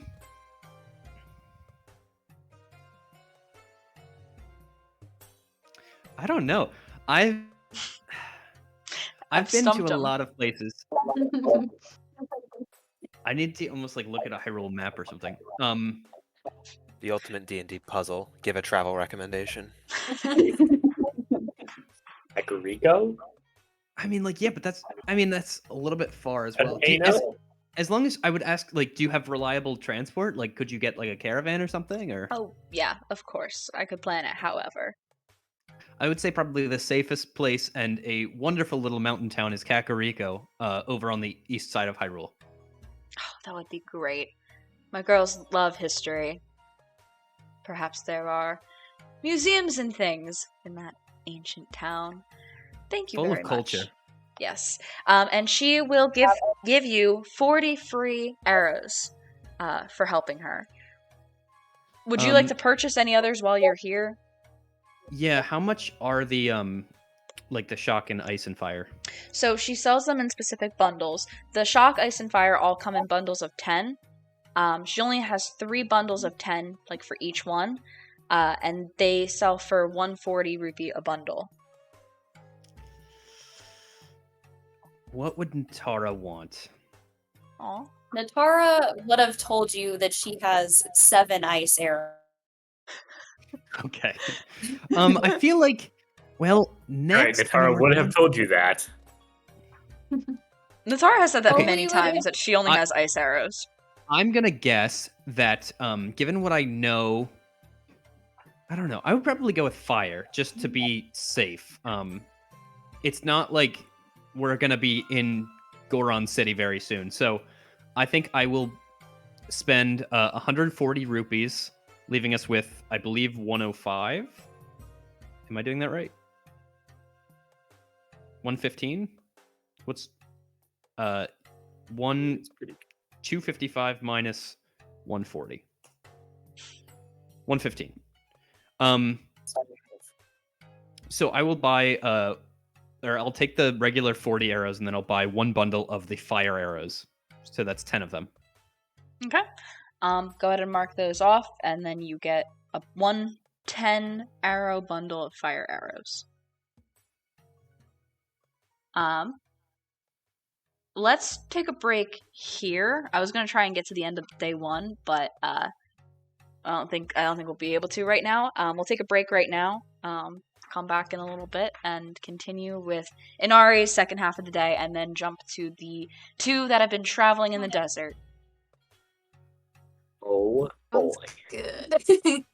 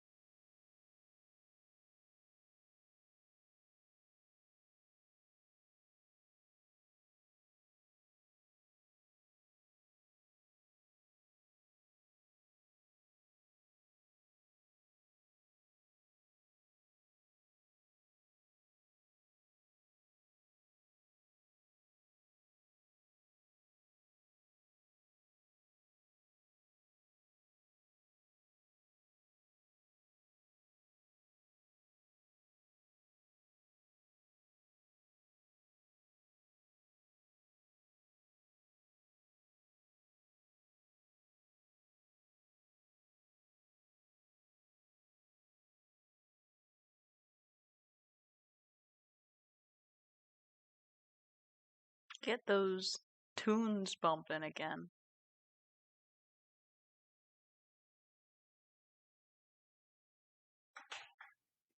What where are we gonna be picking off from? Second part of Inari's day. And her day is spent in She's gonna go to a Northwest? different. She's gonna go to a different place. Same as you, to pick another place, and then then I'll pan back to the people that have been traveling all day. I'm trying to think of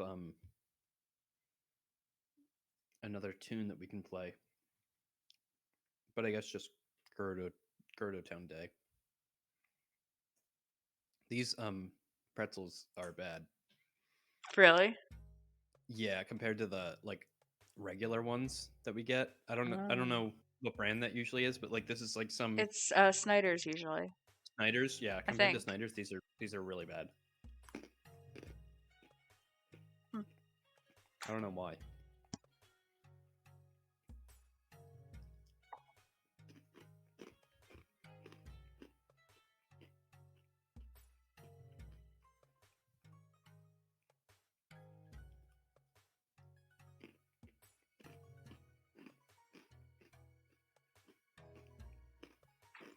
I am ordering the last bits of my Ren Fair costume right now because I am realizing it will not get here until Thursday. So, It's coming up.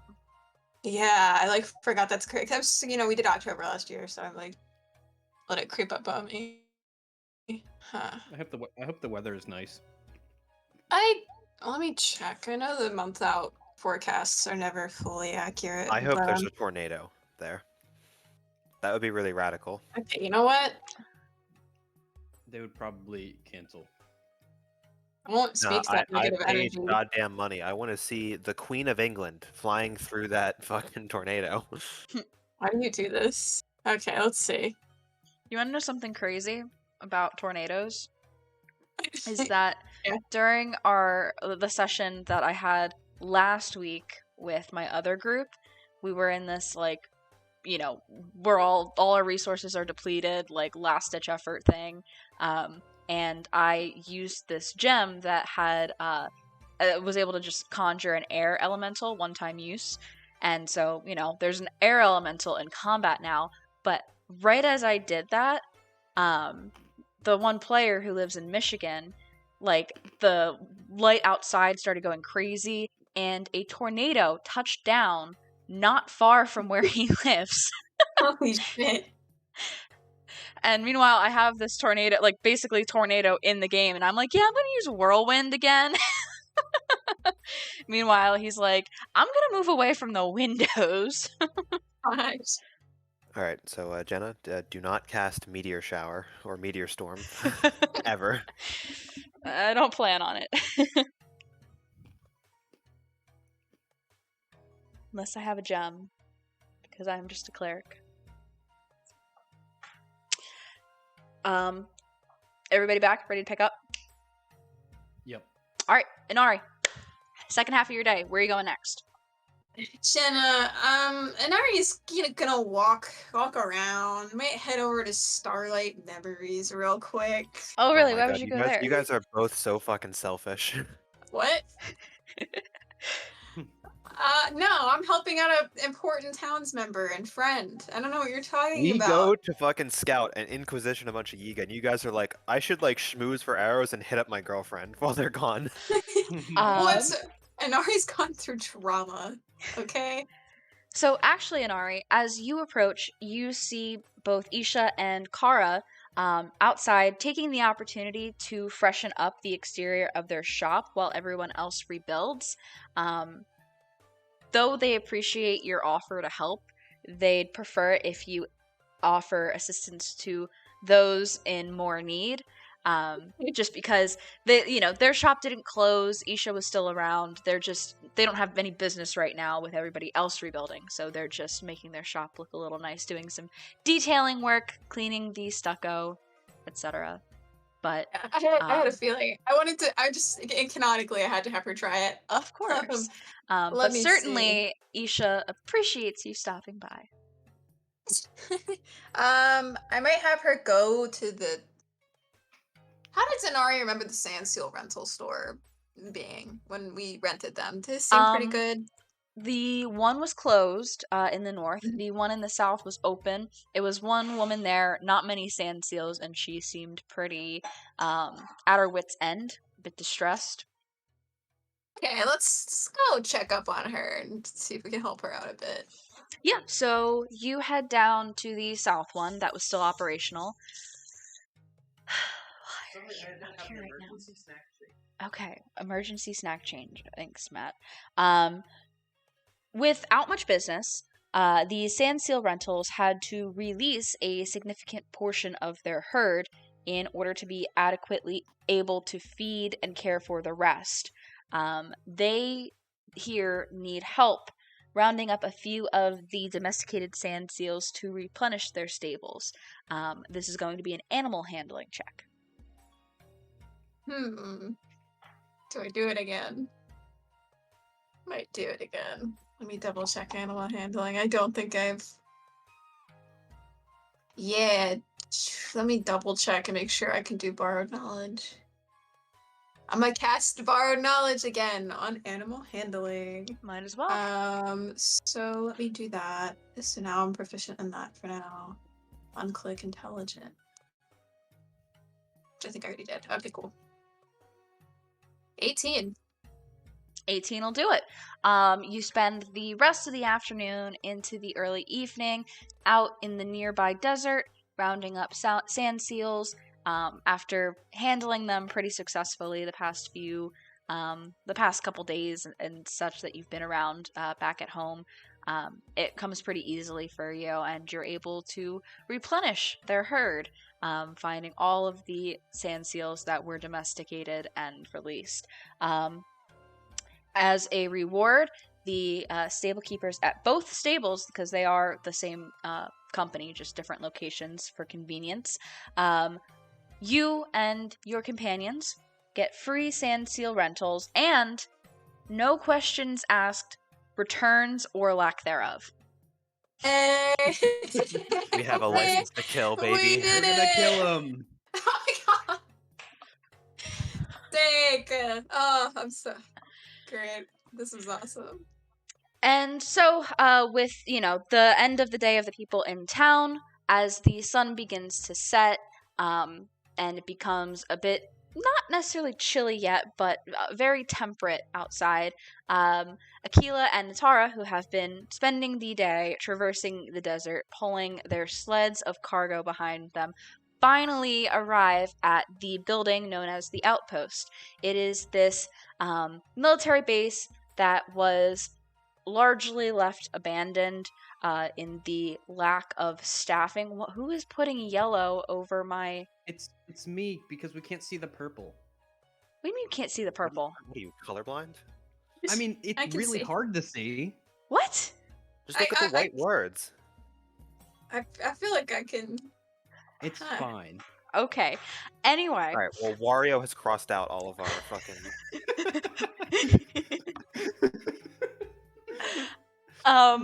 The two of you Gerudo Town. exhausted from the exhausted from the day of traversing the desert, but Natara no longer needing to soak after, being out in this dry air. You guys arrive and basically tonight just collapse from exhaustion in your little cots that you set up, that you've brought along with you as part of the encampment supplies. And is there anything you guys want to do tonight? Because tomorrow is your big day. Oh boy.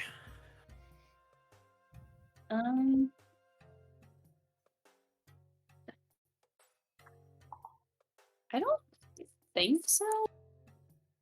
I don't think so either. How far are we from Gerudo Town? More than 30 miles? Let me look at the... I think you would be... No, you would not be more than 30 miles. Let me get an estimate.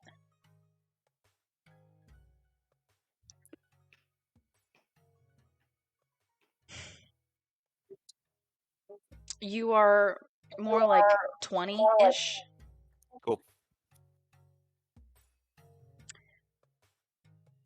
That being said, you guys go to bed, get a full night's rest. The 3 in town, you guys regroup after the day. Is there anything you all would like to do before going to bed tonight?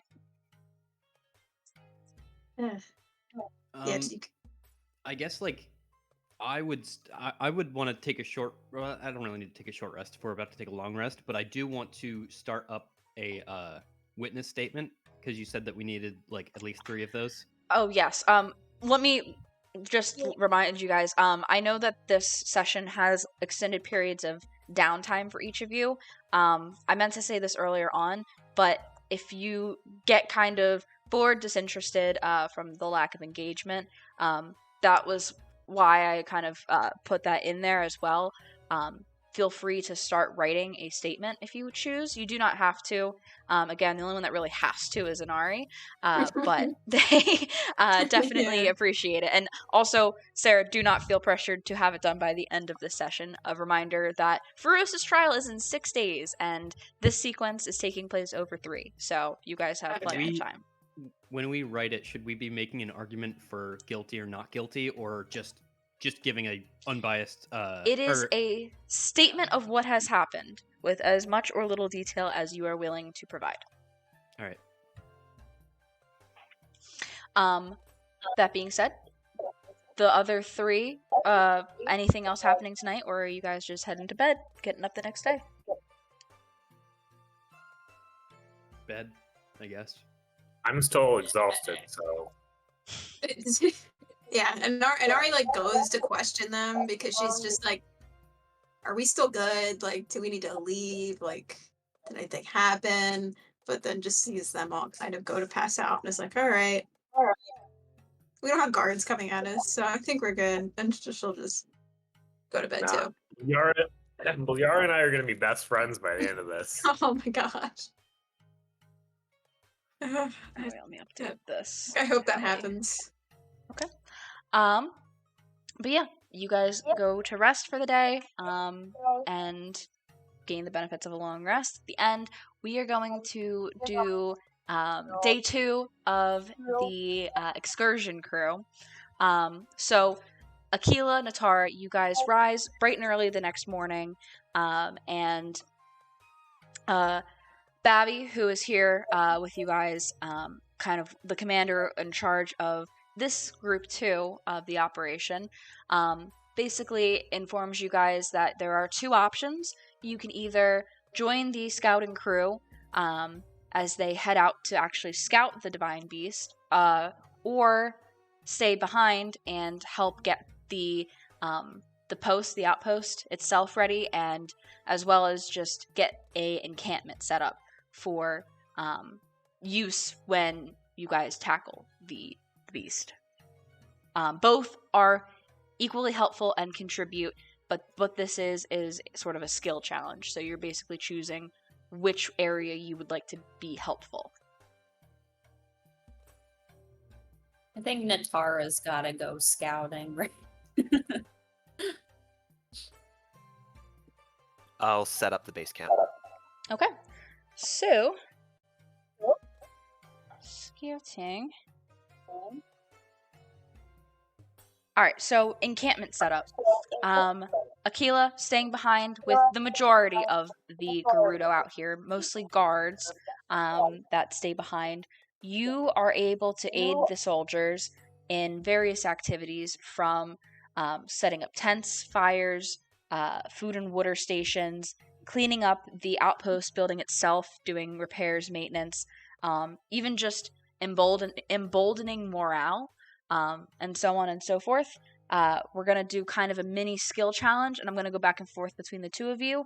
There is a set DC that is the same across the board.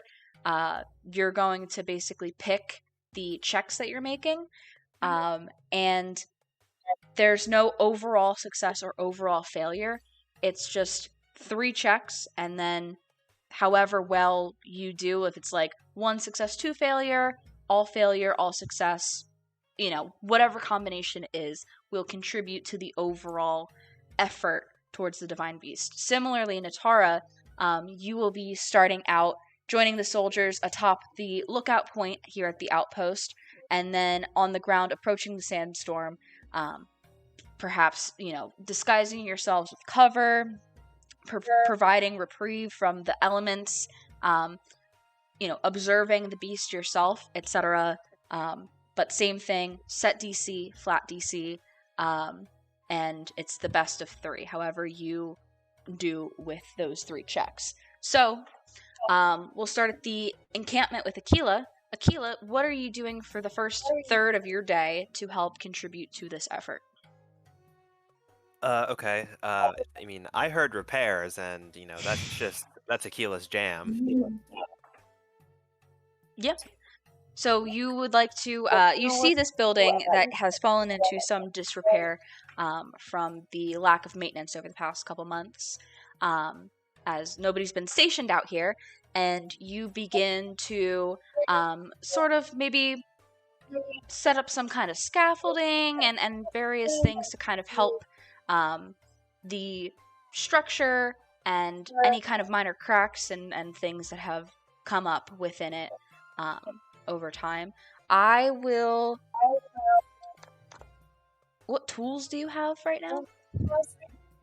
Right now, I should have. Oh, that's my spells, not equipment. I have woodcarver's tools and tinker's tools right now.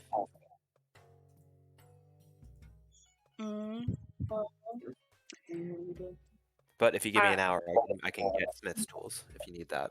I would say, judging from the structure itself, it's all made of rock.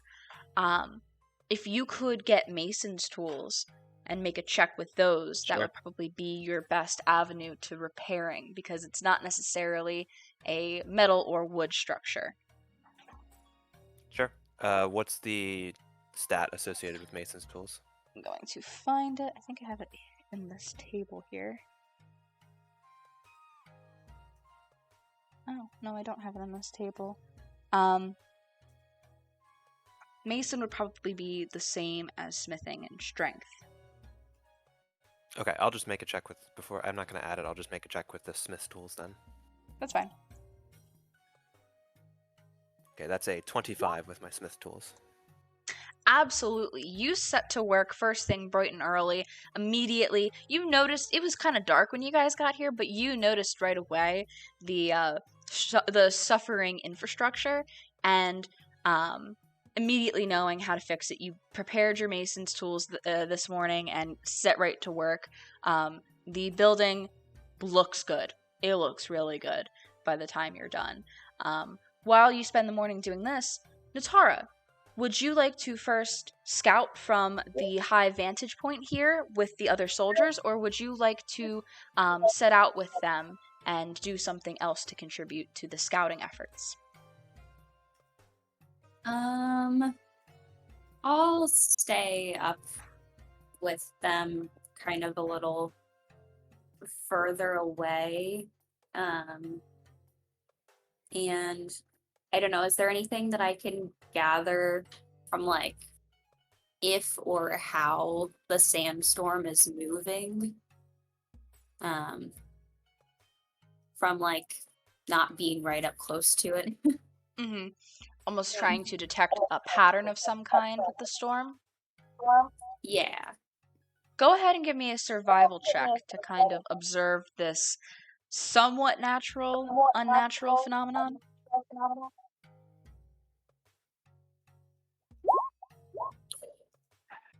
That is a 23.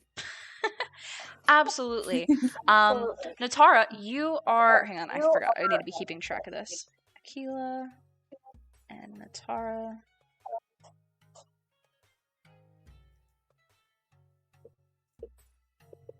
Okay. So, you kind of hang back for the first chunk of this morning and try to watch the movement of the sandstorm itself. It is very slow, which is the first thing that you pick up on. But overall, you kind of begin to establish a sense of, you begin to form an idea of a pattern, though you don't quite have it yet. But overall, that is certainly a success. Flipping back to Aquila, what would you like to do with the second third of your day? Let's see. So they're trying to get supplies set up for food and water, as well as repairing the infrastructure. And what was the other thing the other things that they were trying to do? Where'd it go?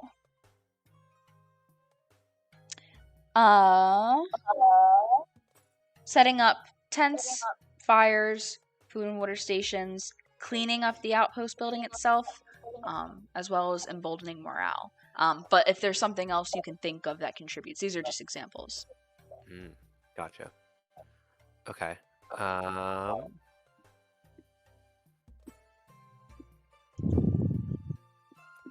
The sandstorm isn't hitting this area, right? No, it is sheltered. Far in the distance in the east. Okay. In that case, I will. Oh, I don't. I was gonna say I'll lead a prayer to Hylia, but they don't worship Hylia. I will help forage for food. Yeah. That would certainly be survival. You break away. Go ahead and give me the survival check to gather some fresh local resources. Ooh. That's a nat 1. Oof. That is the first failure. We have 2 successes and 1 failure so far. On a 6, as a nat 1, you break away and begin searching, but you kind of wander a bit far and spend the rest of these couple hours just finding your way back without any cacti or distinguishable features of the land to go by in this particular area. That is the first failure. Natara, what is the next thing you would like to do to contribute to the scouting efforts? I think you had mentioned potentially finding places for cover closer to the storm, where you could maybe stop and not be, pelted by sand. So she might kind of start looking for those. Move down a little closer, probably. Yeah, as you kind of following the group, make your way closer. Go ahead and give me we'll call it a perception because you already did survival. Go ahead and give me a perception check to try to see as you get a little less visibility getting closer to the sandstorm, places that would be beneficial for the rest of the people in this group. That is an 11. That is the second failure, unfortunately. But you're looking. It's just this particular area. The landscape is so flat. Is really the best way to put it. There's really nothing. No rock-like structures or any pillars of any kind. Anything that could provide any reprieve from the sand pelting in the storm up ahead. And unfortunately, you must all press on, even with the storm. So 2 successes, 2 failures. Aquila, for your last third of the day, what would you like to do to contribute to the encampment? Let's see. What sort of tricky bullshit do I want to do?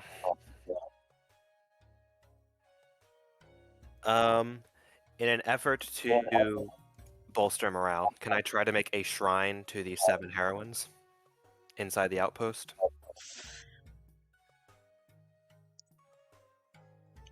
Aquila,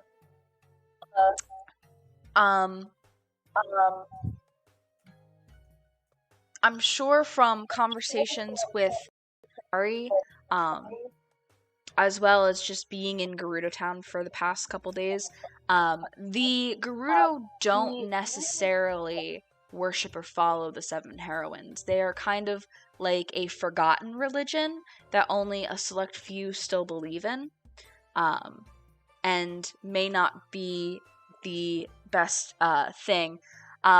It's kind of... I know what you were trying to say before. You'd probably be better off doing, leading a prayer or something like that to Hylia, because Yeah, I'll do that in that the case, then. majority of the people, if they are religious, would follow the overall Hylian religion. So go ahead and give me a religion check. That is a 16, which I'll make a 21. That is a success.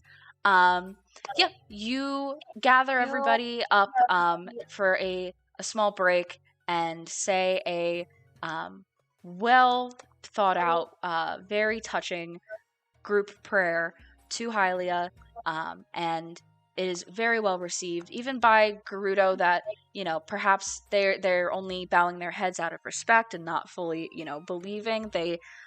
It touches them as well, and overall really, really helps out around the encampment. That is so you finish with 2 successes and 1 fail. Natara, for your final action of the day, in the last attempt, as everybody gets even closer to the Divine Beast, how would you like to spend the rest of your day contributing to the scouting mission? So you said it's kind of, it's definitely getting hard to see. Can I try and, as I'm moving through, try to get a sense of, how else you can navigate through the storm without, with the low visibility? Yeah. Without, getting lost, or, I don't know. Yeah, I would say, again, you've already used survival, already used perception. Go ahead and give me a nature check to rely on your understanding of natural events such as sandstorms and other storms and desert and such. Is a 19. Excellent. Another success. So you also too will finish with 2 successes and 1 failure. So as you guys get closer, so you were trying to understand. Sorry. So what did you target specifically? Just how to move through the storm without despite the fact that you can't really see much without. Yeah, okay. So you spend the last portion of the day, maybe perhaps hanging back a bit, to observe the storm itself, while the other Gerudo are able to get closer. And as you kind of remain stationary, you can pick up on, again, that the way that the sandstorm is moving, presumably with the creature within, and it seems as if it maintains the center of the storm around the beast itself, as well as you remain stationary and it kind of gets closer to you. You begin to hear the crackle of lightning, as there is a lightning storm that is even deeper in the eye of the sandstorm here. And by staying put and simply observing the elements, you're able to pick up on a lot about it, and that is another success to overall. And with that, the day kind of concludes as the prayer that Akila leads comes to its end. That is when the very, very timely return of the scouting group arrives back at the now finished encampment, and spirits are pretty good. It feels like it was a pretty successful day. Liana and Babby, the two commanders that have been leading this operation, convene inside the outpost as the two of you join the other Gerudo Vi who have spent a very hard day at work and all begin to relax and enjoy some food and perhaps even, a couple drinks and such in this encampment, as the scouting mission has been an overall success. Is there anything you two would like to do with your evening tonight?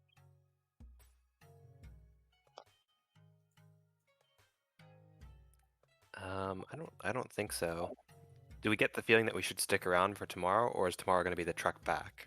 Tomorrow is going to be the trek back. All right. Well, we could bounce tonight, Notara, if you want to. That is true. We could. If you want to do some shopping in town, like apparently the rest of our friends have done while we're gone. I guess. Yeah, I would. As long as they'd be able to. I guess we brought things to leave there, didn't we? So it's not like we'd have to carry. Yeah, I don't know why we set up a campsite. All right, strike it down, everyone. Good job. Let's get out of here. So I suppose we could just go back. We can even take some of them with us if they want. True. We can take up to 8 friends with us.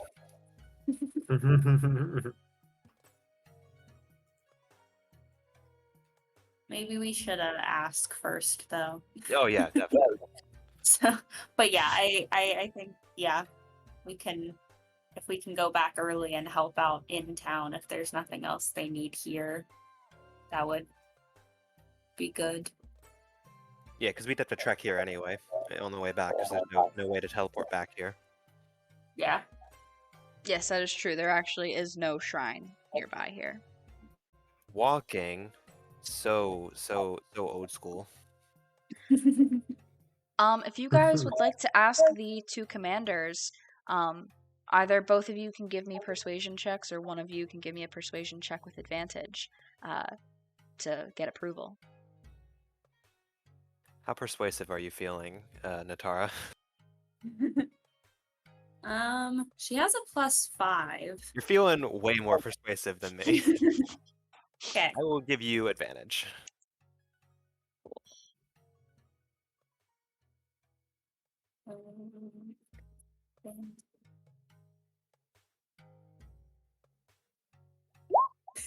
Oh yeah. That is a 24. Holy shit.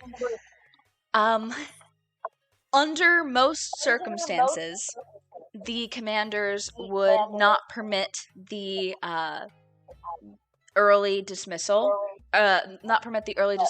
of members of their excursion groups for not only for their safety, but for the safety of the group as a whole, because you'd be depleting the numbers of the people out here.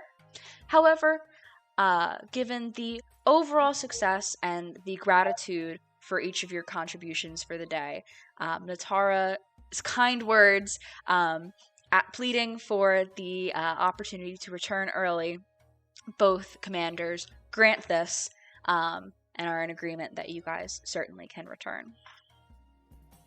All right. Well, if they don't want to deplete numbers, we can just go by ourselves then.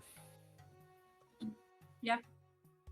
And has anyone been wounded or suffering from heat stroke in the last couple days? Do we want to airlift out of here? Everybody seems fine. Given the the ratio of successes to failures that you guys have, everybody has been okay, it seems. Very cool. All right, let's bounce, Natara. Sounds great.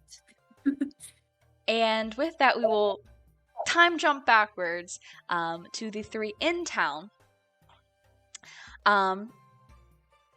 Lorhannon, you can either continue to explore the lead you had yesterday with Boliara, or can join Lydian and Inari in jumping around from place to place, helping the town, and reaping the benefits. I would like to explore the lead that I found with Bulyara yesterday. Okay. Unless there's anything you'd like to do at Inari's home this morning before you go, you make your way over to the barracks to Bulyara's office, and she is impressed by your dedication to the cause, and though she intended yesterday to be the only day, she agrees due to the mystery of the closet that wasn't a closet that you guys found, and asks, so what do you propose that we do to progress this?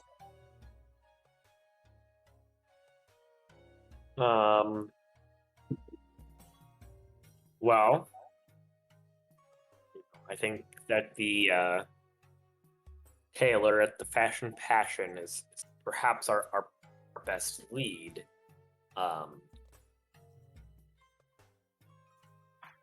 Maybe it'd be better if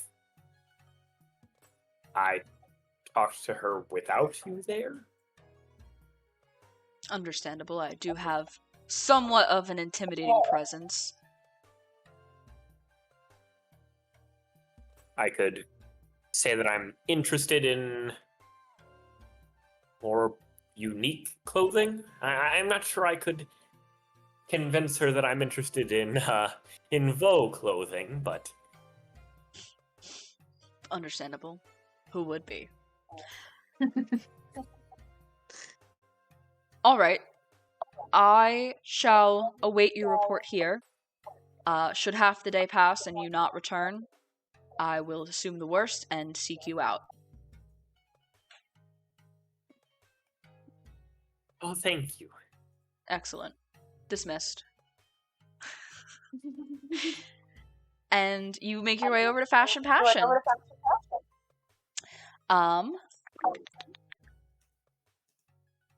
You approach. Sala stands outside, calling to passerbys, just, Fashion Passion! The latest styles in Gerudo attire. Just calling out to the passing by Vi. And as you approach, she... unless you've changed your appearance. No, I'm still gonna just be Auntie Laura. Auntie Laura approaches, and she kind of just ignores the interaction you guys had yesterday, and instead, oh, hello, would you like to purchase an outfit? Or perhaps I could use some help with something if you are able.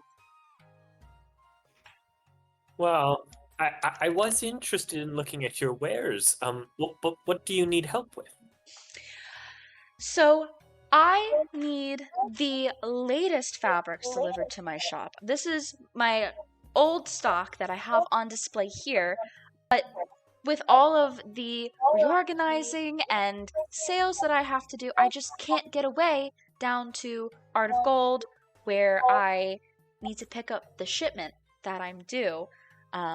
But the thing that I really need help with about that is I can't pay for it yet. So I would need somebody to go down there and convince Ronson that her payment will come, but I just need to take the delivery in advance.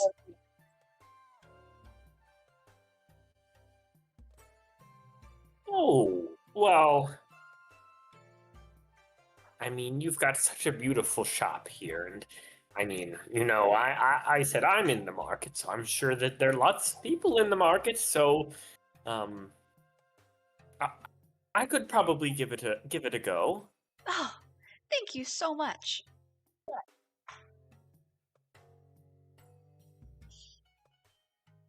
Guess I'll go Yep. down to You make your way down past the door that you had dispelled yesterday, down to Art of Gold, which is...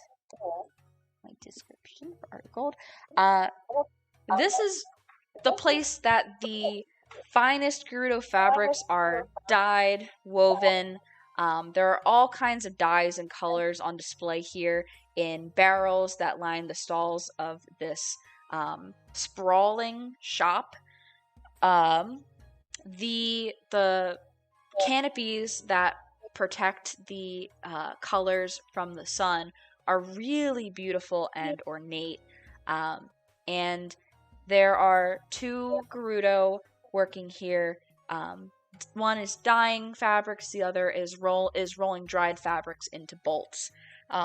And as you approach, you're greeted by Ronson, very tall, slender Gerudo with a really high ponytail, just accentuating her height. She greets you with a good morning. Are you looking for something? Can I help you? Oh, I don't remember the woman's name. Oh well, you see, I've come on behalf of the Fashion Passion. I hear they have an order, but you see, with all the sickness going around, it seems that they don't quite have the funds on hand to purchase the order. They were hoping that they could get in advance and pay you when they have the funds. And I assure you, they'll have it. I mean, with the town back up and running, other tourists like myself will definitely be coming around, and they'll definitely be shopping at the hottest clothing market in town. Go ahead and give me a persuasion check, as the skill associated with the Fashion Passion assistance. That is a 22. And that'll do it. Ronson takes your words in, nodding. Okay. Yeah, that makes sense to me. Sure. You can take her whole shipment. And as long as she gets it back to me, that's no problem. Just curious, does anyone here seem suspicious? Go ahead and give me an insight check.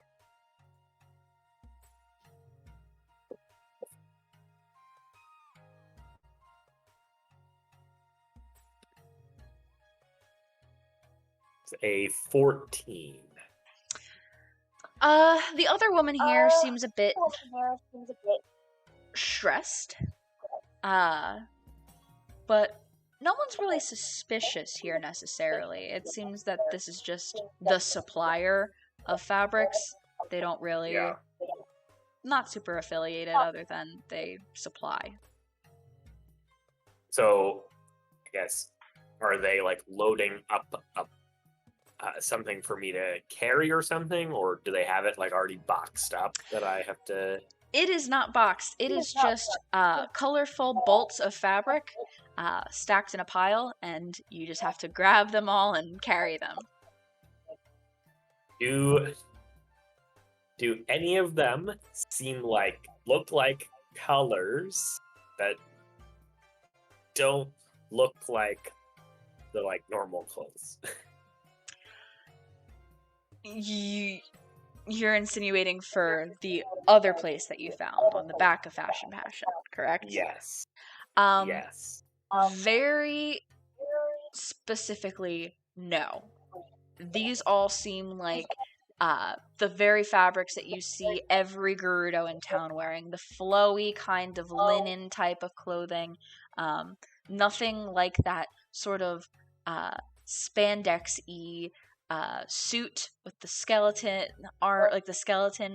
dyed on it, and nothing like the Vo outfit had very vibrant colors, red, very green, but it wasn't like anything here. These are all kind of light colors. Very specifically, no. Her order does not contain anything like that. Interesting. But you bring it back up to her. She is so grateful and offers, what is the thing for here? One custom-made Gerudo outfit free of charge. Wow. And it doesn't have to be for you. It can be for anybody. Just come down with them and let me know, and I will custom make one outfit. I sincerely appreciate you doing this for me.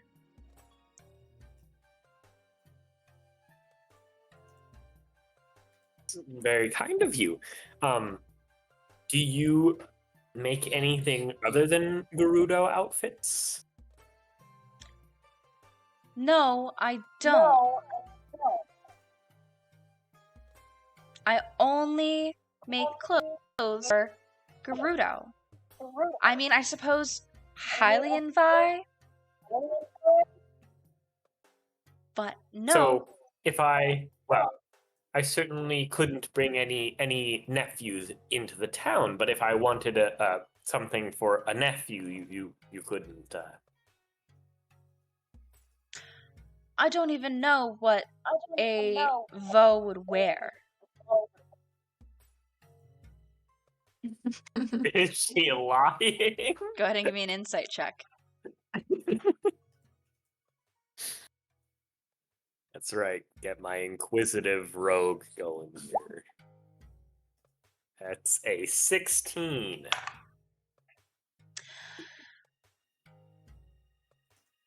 She is picking up on what you are insinuating. She has knowledge about what you are talking about, and she is very dismissive. But even in her dismissiveness, there's an air of not me that is to it, that is truthful. Right. That's what I was starting to surmise from the order that I had picked up. With a 16 and given what she rolled for deception, it's as if she knows what you're referring to. She doesn't like that you know about it, and she is dismissive not because of her being guilty, but of her having the knowledge of it. I lost the last bit of that. Not because she's guilty, but because of her having the knowledge of it. That's why she's dismissive, because she's like, no, what are you talking about? We don't just gatekeep here, we gaslight. No. That is what a girl boss would do.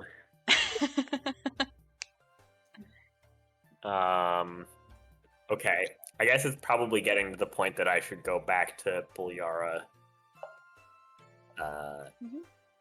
before she comes and kills people looking for me. Of course. And so you do make your way back. Do you convey everything to her?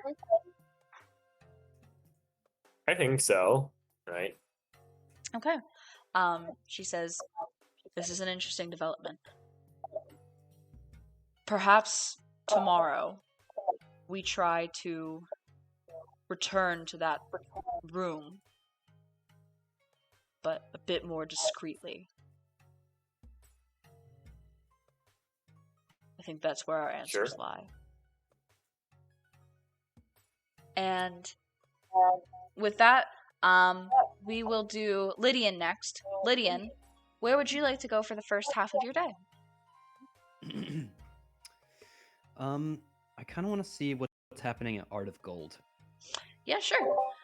You make your way down to Art of Gold. Perhaps... No, you make your way down. Probably it would be before Lord Hannon would get there anyway.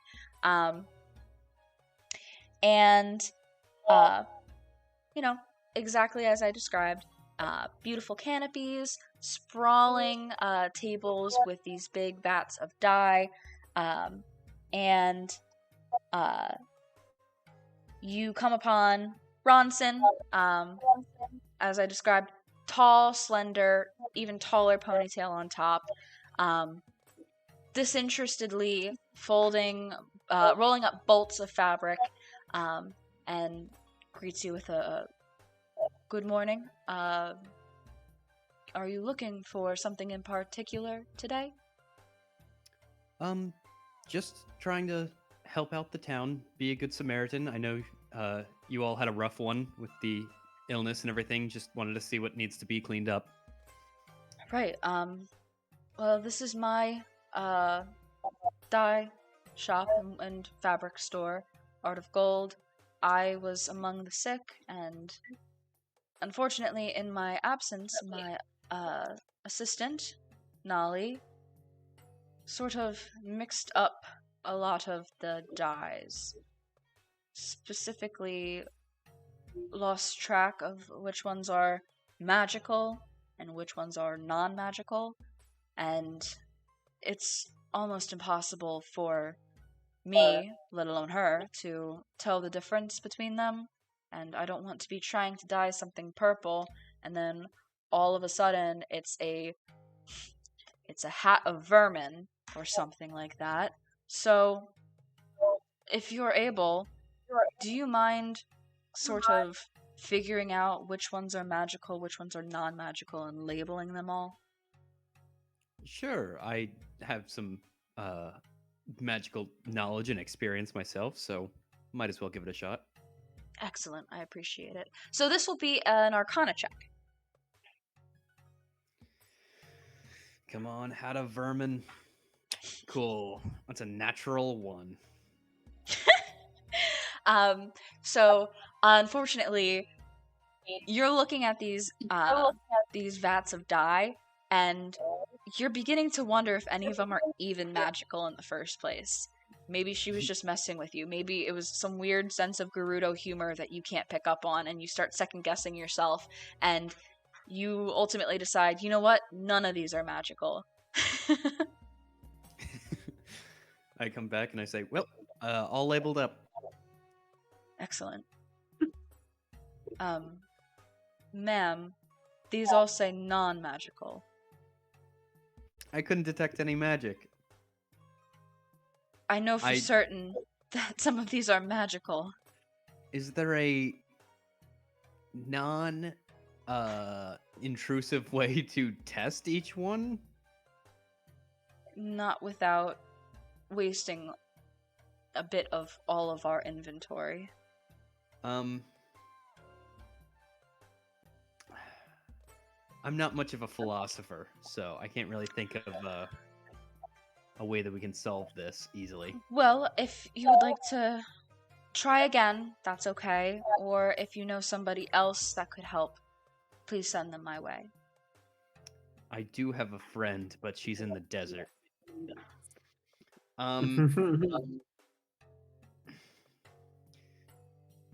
Jenna, if I was to try it again, could I look for something different? Or like try to look for a different sign or something? Or it would be the same check. You would just you've taken half the day to incorrectly label them. You were unsuccessful in the first 4 hours. You have another slot of time that you can try again. All right. Well, if I know for certain that some are magical, I'll try it again. Go for it. With your second half of the day. The dice giveth and the dice taketh away.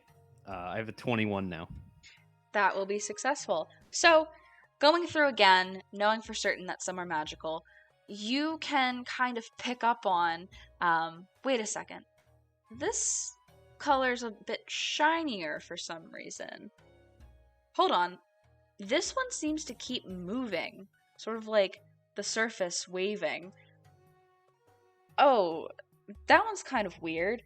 It seems to have, like, a face in it, and then it doesn't, and then it does again, and the face is a little different. You're like, wait a second, some of these are acting weird, and you pick up on all of the ones that are weird, and you successfully label them all. And at the end of the day of hard work, identifying, studying these vats of dye, you can confidently report to Ronson that you have indeed correctly labeled all of the dyes. Why don't you check again? This is like 4 hours later. You've been here the Like whole 8 day. hours. And she goes and looks around and she's like, "Oh, thank you. Well, I definitely would not have been able to do that myself. So, as a reward, I will dye one thing of your choosing that is dyeable with one of my magical dyes." What do your magical dyes enhance clothing with? So, I have a couple, 8 of them, actually, that are magical. Wow. One, and she begins to kind of, now knowing which ones are magical, because the colors are identical to some of the other dyes, but she points out, okay, this one is called Of Gleaming.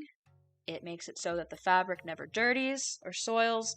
This one is called Of False Tracks. If you have a pair of footwear, it can alter the footprints. This one that's waving is called Of Billowing. It makes the fabric dramatically billow, as a bonus action. This one is called Of Mending. It makes that the everyday wear and tear automatically repairs itself. This one is called Of Vermin. It is for sack-like fabrics only, and basically, don't know how, but a couple times per day, the sack can produce either a crab, frog, or lizard, which is fascinating. This one is called Of Time, and the image that is dyed on the fabric will change with the time of day. This one is called Of Expression. Whatever likeness you choose to exist on this fabric will be of somebody's face, and you can will the expression of the face to change. And finally, the last one I have is Of Smoldering. It will make the fabric look like there's this harmless, odorless wisp of smoke rising from it. Right. What? Go into more detail about the billowing. Besides looking fancy, what does that do? I mean, it's very popular for cloaks. So if you have some kind of cape-like fabric that you want to wear, you can will it to dramatically billow. And then Of Time just means it looks different depending on the time of day? Yeah, an image of, well, depending on the time of day that you dye it, a sun or moon will appear on the fabric, and as the time of day changes, so too does the image, to reflect the time of day. So even if you're underground or wherever you may be that you cannot see the sky, you know what time of day it is.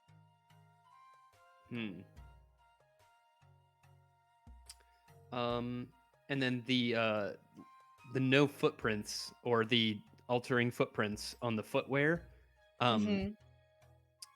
that would just, how would that affect the footprints again?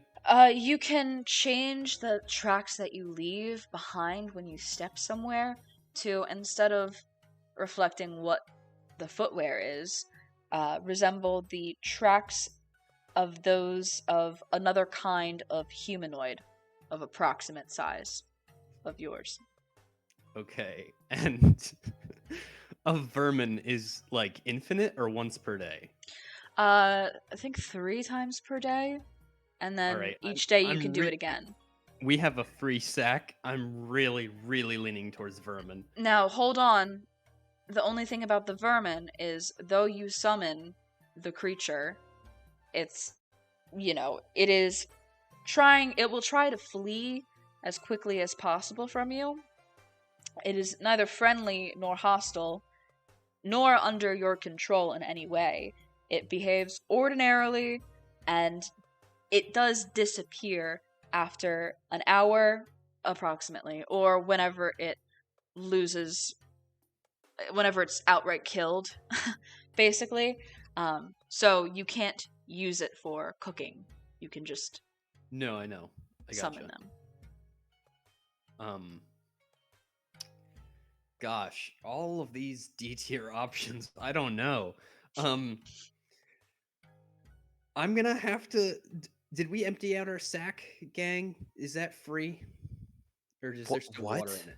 Is there still water in our sack? It doesn't exist anymore. Doesn't exist anymore? What do you mean? It got deleted. We deleted our bag of holding. We had 2.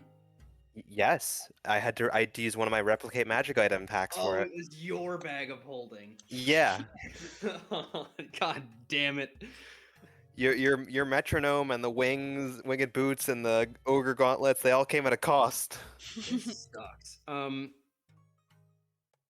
I feel like the footprints thing might be useful. I don't wear shoes, but holy cow, if I got my hands on somebody's shoes, is there If like you don't regular... if you don't have the thing right now, also Lydian, you can always come back and she will dye it for you. Okay, thank you. It's like a free dye job, basically, with magic. Can I have a non-magical dye job as well? I mean, I suppose it's worth a lot less than a magical. Right, I know. But like, just for free, can I have you dye something and then also do a magical one? I suppose, sure. Thank you very much for your generosity. My I'm not friends even why would I make you roll persuasion? It's gonna be like a fucking Foregone 34. my friends my friends got me a set of winter clothes, and bless their hearts, they got me the wrong damn color. I hate piss yellow. I'd like some hot rod flames on my winter clothes. I think that would really keep me warm and toasty in the winter climates. Would you like it to be of smoldering? No, I don't want to waste it on that. I don't want to look like I'm on fire. I just want to look cool. I thought we got Lydian pink. I also thought we got Lydian No, it's pink. yellow, I think. I can check, but I'm fairly certain it's yellow. Because I said, like, I'm okay with pink, and then you Sarah, guys you're were like, muted. yeah, Also, do I like see you talking. traffic cone yellow. I like swore it was pink too because we were like, I think I wrote he's yellow right. winter clothes. I think he's But right. I you're think right, you guys yeah. were going to do pink, and then you were like, I think it might have been Lord Hannon's idea to do piss yellow instead. Okay. I don't remember any of it. It definitely could have happened. yeah. How much is your regular dye job cost? I'll just pay for that if you want. I mean, it depends on the fabric. If you want me to dye a full set, something with flames, that would be a bit challenging. I could do it for 60 rupees. 60 rupees. No, I'm poor. I'm gonna cast suggestion. Oh my gosh. My God, man. No. Oh my god. The fucking second I leave town, you start charming people again. No, should I? I don't know. No, I'm gonna think about it. But I remember Akila's words echoing in my head of you shouldn't cast magical. You shouldn't There's a magically time and charm place people. for charms, but not now. Yeah, thanks, Professor Oak. Okay, I really want these flames for free, man. I Just don't know pay what to for do. it. Sell a gem. It's 60 rupees. That's like literally half of our money. It's a Yeah, full so- set of clothes, and you want a pattern on it that is not easily replicated. Yeah, so maybe like you should reflect on why it's so expensive, and you want to put hot rod fucking flames on your winter clothes. You want a puffy jacket with racing stripes it'd be on it. cool. This is a race car bed, like. Yes, that's the vibe. equivalent of the race car bed. Can you just make like, can you dye it all white then to blend in like camouflage? Would that be cheaper? Oh, I understand. Camouflage for snow. Yes, they're winter clothes. Yeah, I could do that. For free or for how much? I mean, kind of looks at it. 25. because I'm trying to lighten the color. It's a little more difficult than darkening it. Okay. I will pay you 25 rupees to make my clothes white. Yeah, so you turn him over. She says, stop by in the morning. I will have them ready for you. Thank you. In the meantime, I will think about the. I've made a note of all of the magical effects, and I will come back to you in the morning with an idea. Excellent. Jumping to Inari, you have the morning still, because Lydian did the same thing twice here. But where would you like to go? I think she'd probably remember how heavily the barracks were used when we arrived. She might swing over there to help out if needed. Absolutely. You head over. Oh gosh, what was that? Are you okay? Like the most violent sneeze I've ever heard from anybody ever, and it was a cat. You head over to the barracks. They are largely empty because the majority of warriors and auxiliary guards have all been spent, and they're over out in the desert. However, there are two low-ranking remaining soldiers, Kata and Lena, two warriors, that are still working to break down the infirmary that was set up here, and they need help moving beds, tables, chairs, various Gerudo-sized pieces of furniture, as well as sort of cleaning the space. This is going to be an athletics check to basically disassemble and move all this heavy furniture. So excited. It's like like a +9 to this. I can't wait. Okay. Athletics. 17. And that'll do it. You spend the whole morning helping them, and it goes so much faster with this big, strong, seasoned Gerudo guard helping these two younger recruits of the warriors.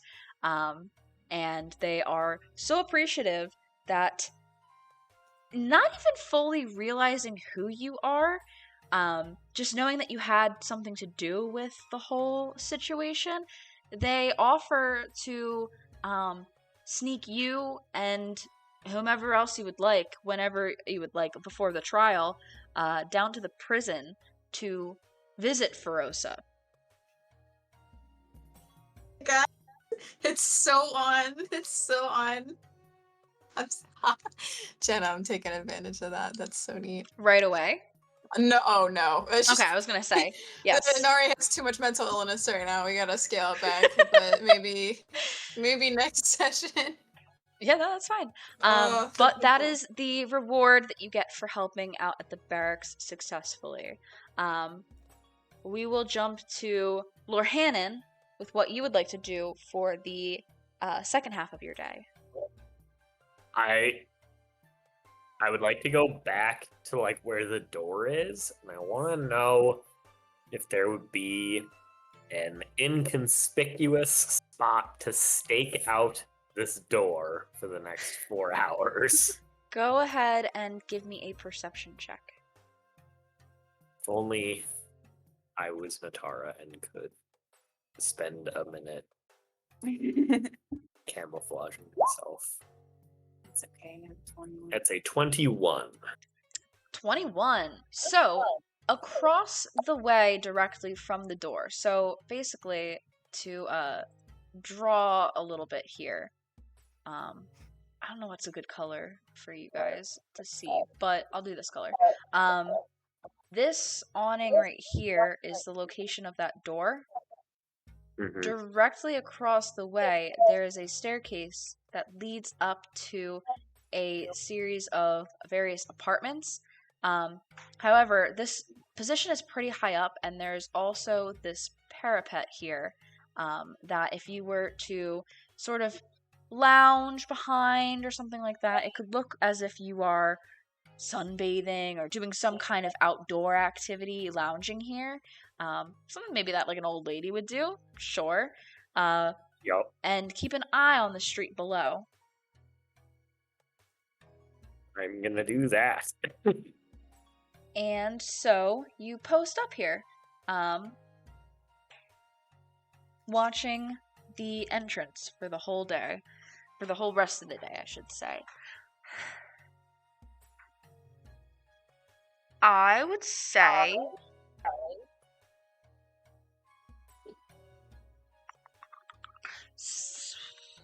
with a 21 still,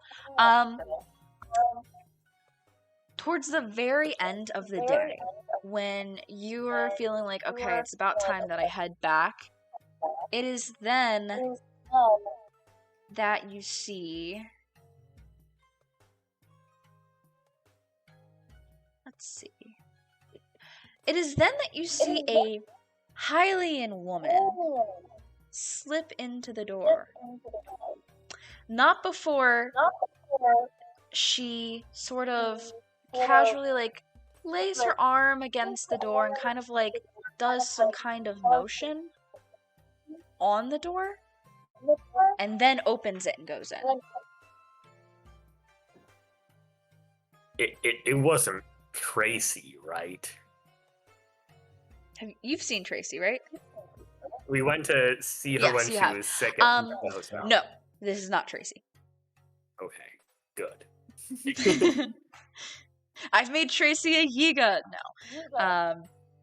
But a Hylian woman does slip in, fitting the profile that Boliara warned you guys about.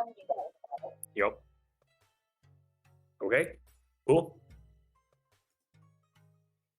Is there anything else you would like to do? No, I just want to convince Lydian to try and scry again tonight.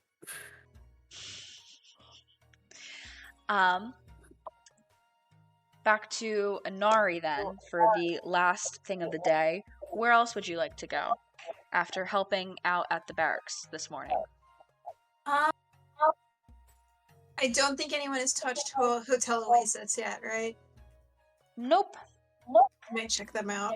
Not So- sure she'll need anything, but After being at the barracks, you head over to Hotel Oasis, and after becoming a hospital for a couple of months for all of the out-of-towners that the barracks couldn't fit, the hotel itself has been pretty neglected, needs cleaning and general maintenance, and so the hotel staff here, in their efforts to sort of rehabilitate their building back into a hotel, I will ask for a sleight of hand check to help contribute to the various cleaning efforts that are happening here. do borrowed knowledge on my sleight of hand check. But okay, let me click it. That's a 20. Absolutely, that'll do it. Yeah, you spend the whole rest of the day after, the manual labor of the barracks. You continue with another couple hours of dedicated cleaning, and you really help the hotel staff make the place look nice again. Like, people could start staying here again. There's a little bit more work that they have to do, but you have seriously cut down on the amount that they have left. As a reward, the staff offers you and your compatriots free beds when available, as well as discounted spa services at 50 rupees instead of 80 rupees per guest, which is very beneficial, and people often review it basically feeling like they have more energy, they feel healthier. It is a beneficial experience, but you have a new discounted rate of 50 rupees instead of 80. That could be really cool for like pre-Vatna Boris run. It's a little expensive, but I feel like that could be helpful for reasons I'm totally not aware of. That sounds good. And as that wraps up. Oh, I don't even have the drawing thing on. Put the purple back on. As that wraps up, oh, that's the wrong color. The wrong shade of purple. All of you exhausted from a day of contributing to society, in various ways, return to the noble canteen or to the residence above, should you guys not want to go directly to the canteen. And the three of you that have been in town meet there first, and soon after are surprised to be accompanied by Akila and Natara, who had departed the day prior. We're back, baby.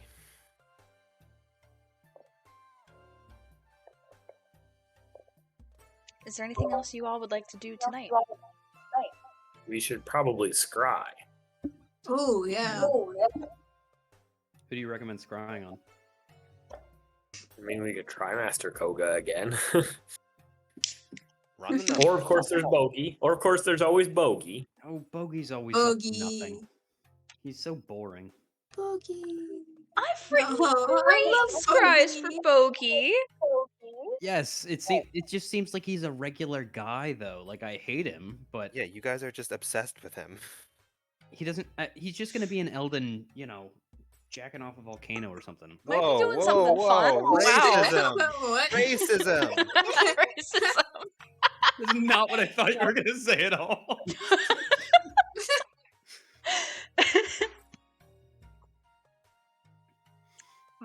Once Oh, again, I'm our pretty party sure that's is racist. homophobic, actually. I don't know what that is. What? It's a volcano. Jacking off a volcano. All right. What did Katie say? He needs to go in the Quotes Hall of Fame. He's probably an Elden jacking off a volcano. I don't know. I mean, Lord Hannon, how did you spend your day? Did you find anybody exciting or of note? Well, there's a secret room behind the Fashion Passion. We could scry on the Fashion Passion lady, whose name I still don't remember. That makes it kind of Inari, difficult. do you remember the Jenna, would an Inari know this name? Inari hasn't been there, so I don't want to pull it off of session stuff. Go But ahead and give me historically- a history check. I'm gonna do borrowed knowledge for this history check. I cannot use it when we're adventuring, but You- for the I love the way that we play in general, where we're like, let's exploit every single ability we have as much as we can. Like, I love it, like, genuinely. And it's so funny in contrast to the other group that I play with, because we'll be like, well, I do have this ability that allows me to do this, but my character wouldn't do that right now, so I'm not going to use that ability. That's lame as fuck. We are a bunch of idiots who are just like, oh god, let me remember. Oh, I got this superpower to help me remember. I love it. Come I love on, it so much. I also have a. regular people, if they had superpowers that would just help them remember things, they would use it all the time. I have a big red button that's like, hey, maybe this person that you're talking to will get on your side, but it's also morally questionable if you do it. So it's like You will estrange most of your party if you hit that red button. right, because we have that pact. yeah, it's just like personally, it's like I have this spell that I rarely get to use because I want Absolutely those use are it. divine smite slots. So I think Inari is gonna suddenly be very smart here. No, she will not. That's an 8. No exploitation of the other abilities, no bardic, no wait, I might add be 5 because I feel like it from I Akila. might actually No, I feel like my character wouldn't help Inari. I'm not there. yeah, I would use You guys Favor of the just got Gods, back. but I can only use that for a saving throw or an attack roll, so yep, that's an 8.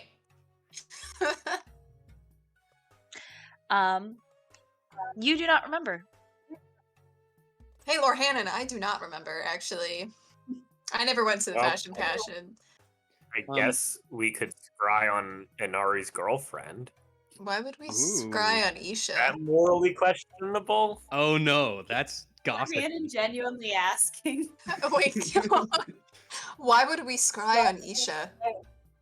Like, what do you want to know? Well, apparently you people don't want to scry on Master Koga, so I'm trying to, Hey, I I don't know, do. be I just want to see if fun. wait. Time out. I do want to scry on Master Koga. But also, there's gossip afoot. And you said something about secrets, and was there anybody else involved in the Fashion Passion secret besides the lady out front, or? Well, there was another Hylian woman who I saw, but I don't know her name. Can I, I'm gonna take out the sketch of Bogey, turn the paper over, and put a quill and the piece of paper in front of Lord Hannon and say, draw the woman. I think you still need to know their name, though. Do you? To have a likeness? You need to know their name to cast the spell, Oh, right? fuck, you're right. I think. Yeah. Okay, you're right.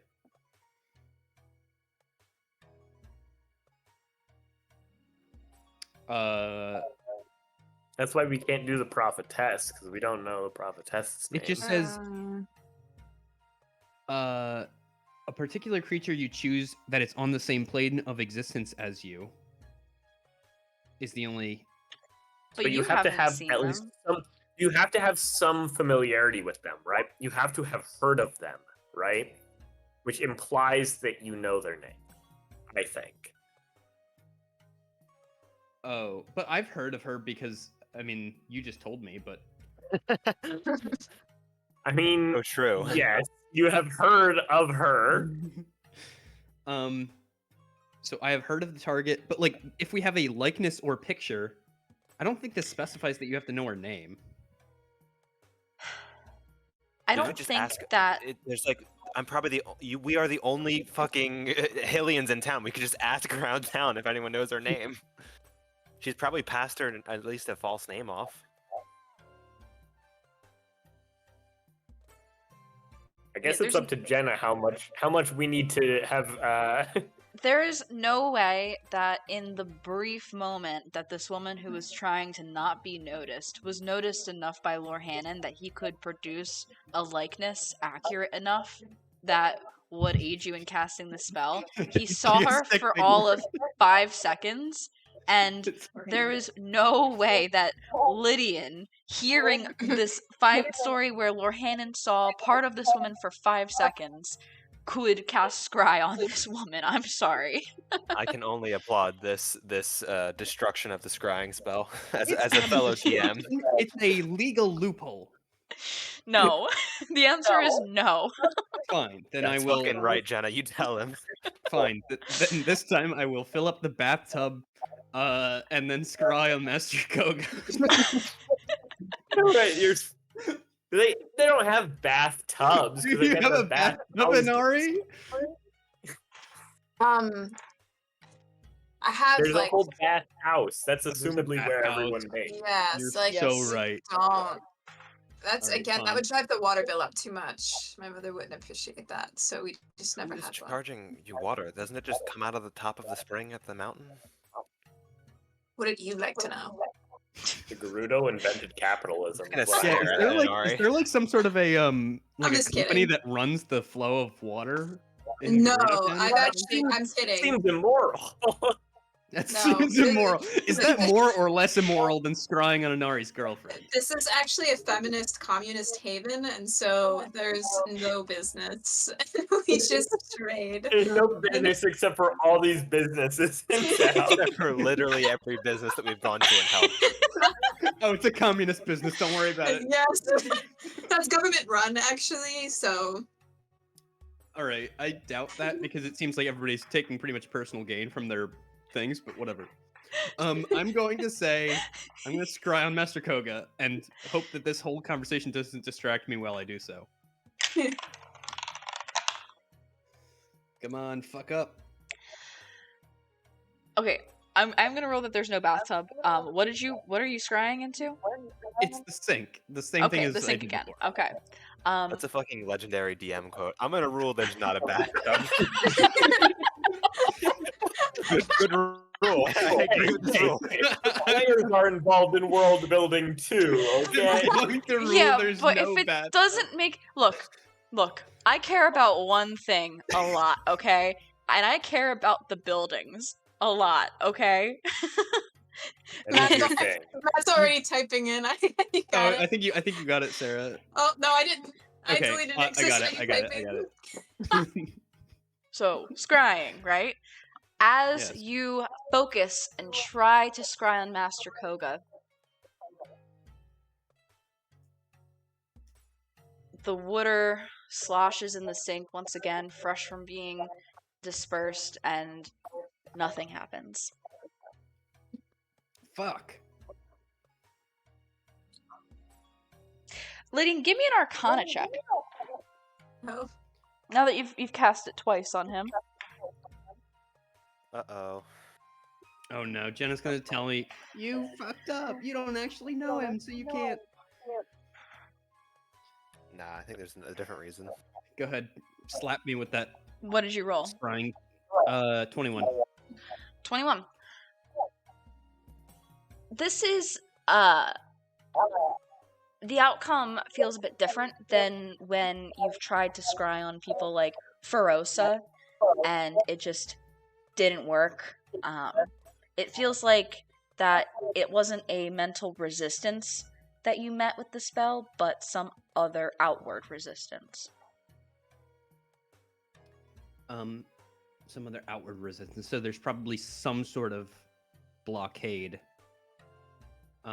Preventing He is us the leader from- of a rebel terrorist ninja spell or ninja think- clan. So here's the thing: there's no penalty for doing this twice in a row, correct? No, you have the spell Yes, slots. there is. Is there? Yeah. There is. What is You it? can't use it on the same person in the same day. Mm. Oh no. Okay, I got that. No, that's fine.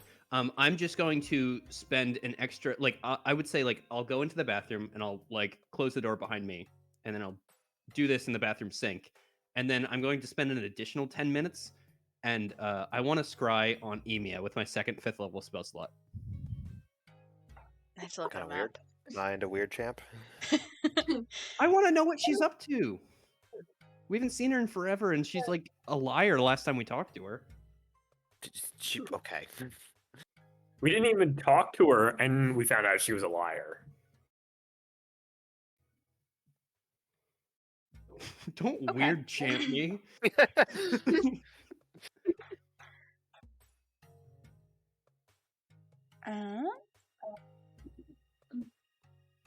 Where would she be right now? So much time has passed since you last spoke to her. But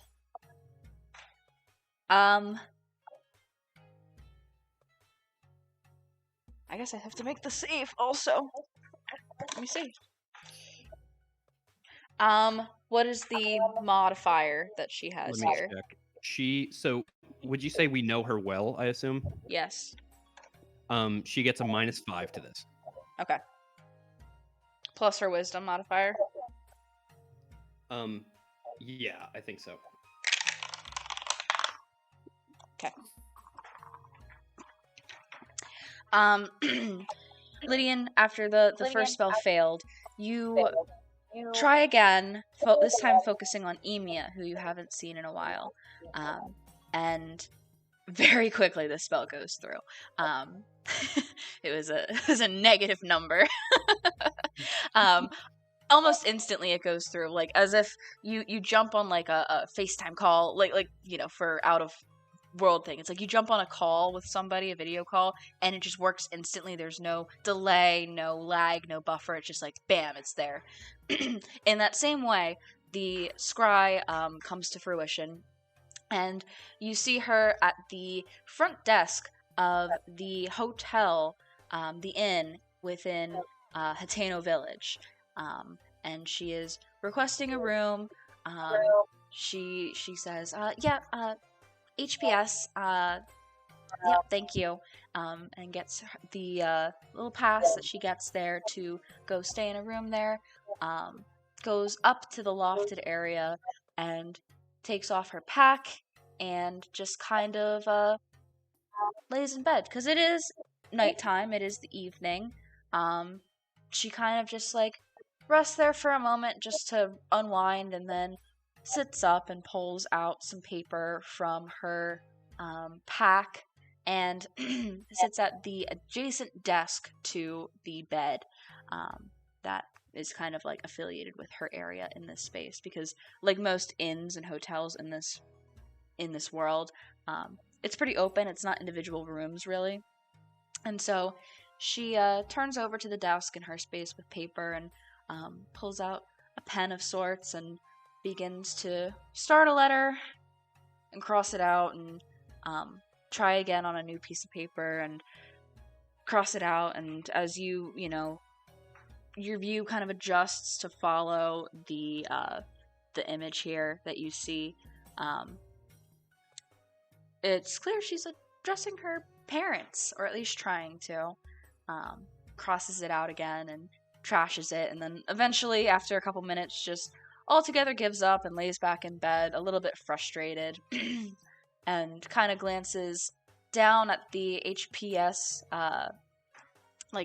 what's the word? Patch? Emblem. Yeah, the emblem, the patch that is on her bag. Big bag full of mail, because they just carry it around until they run into the people they're delivering to. And... So inefficient. Look, at least there is a mail system.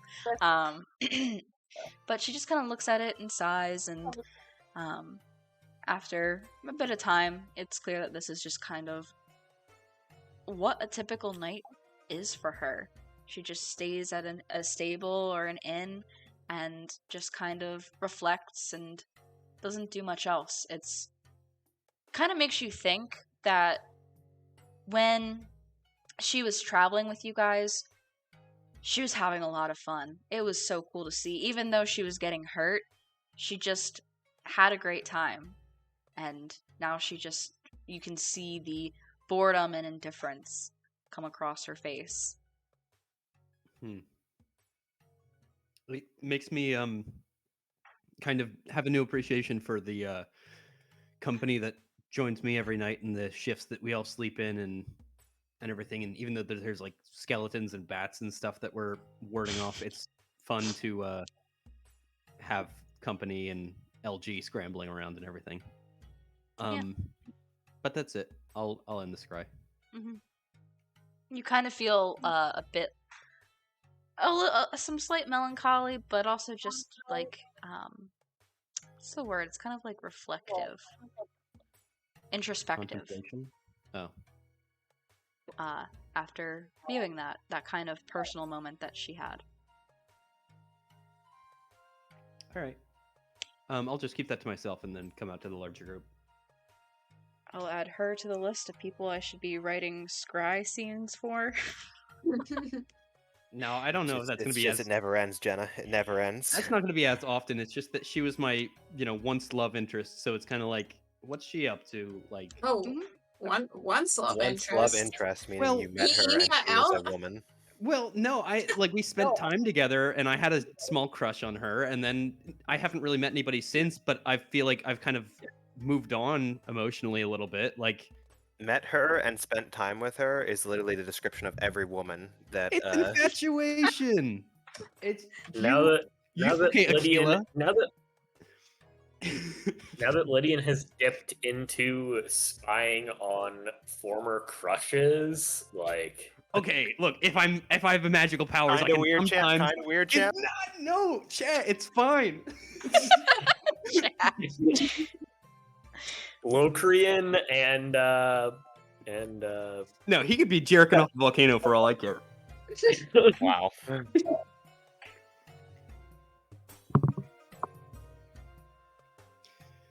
You're telling me that if you had the ability to scry, you wouldn't like see what your former friends are up to or your former crush just to be like keep tabs and like it's like it's like reading minds. That's like the whole appeal.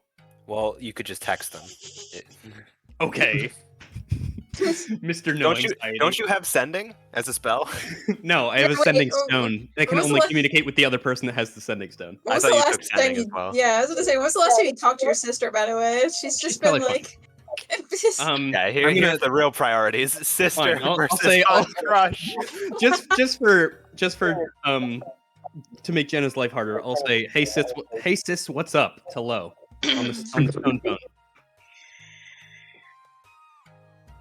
You get back a confused, hey, bro. Nothing much. Just been training, I guess. Hope you're well and everyone is safe. I'll get back to her tomorrow if I remember. Good talk.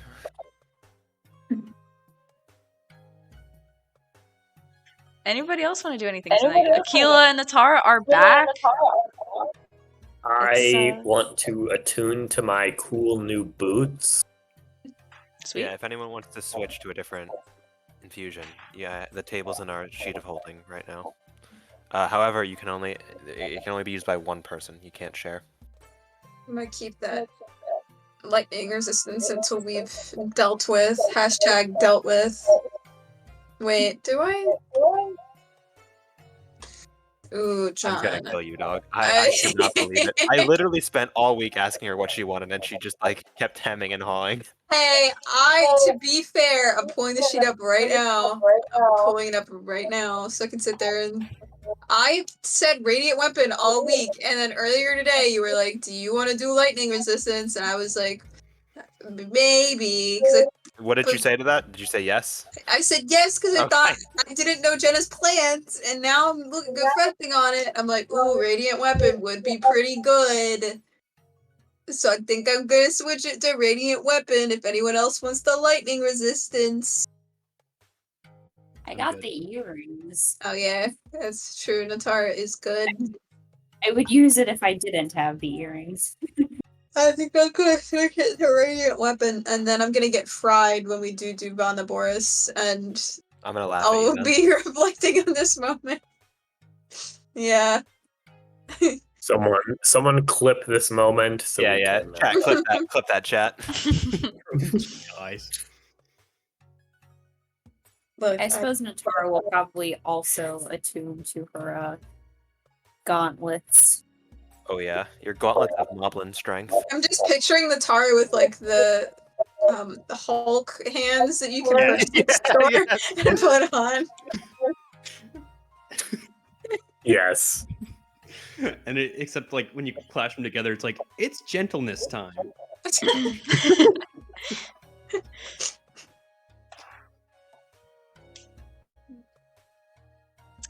Anybody else want to do anything this evening? You guys have a whole nother day before the information returns to from the encampment, basically.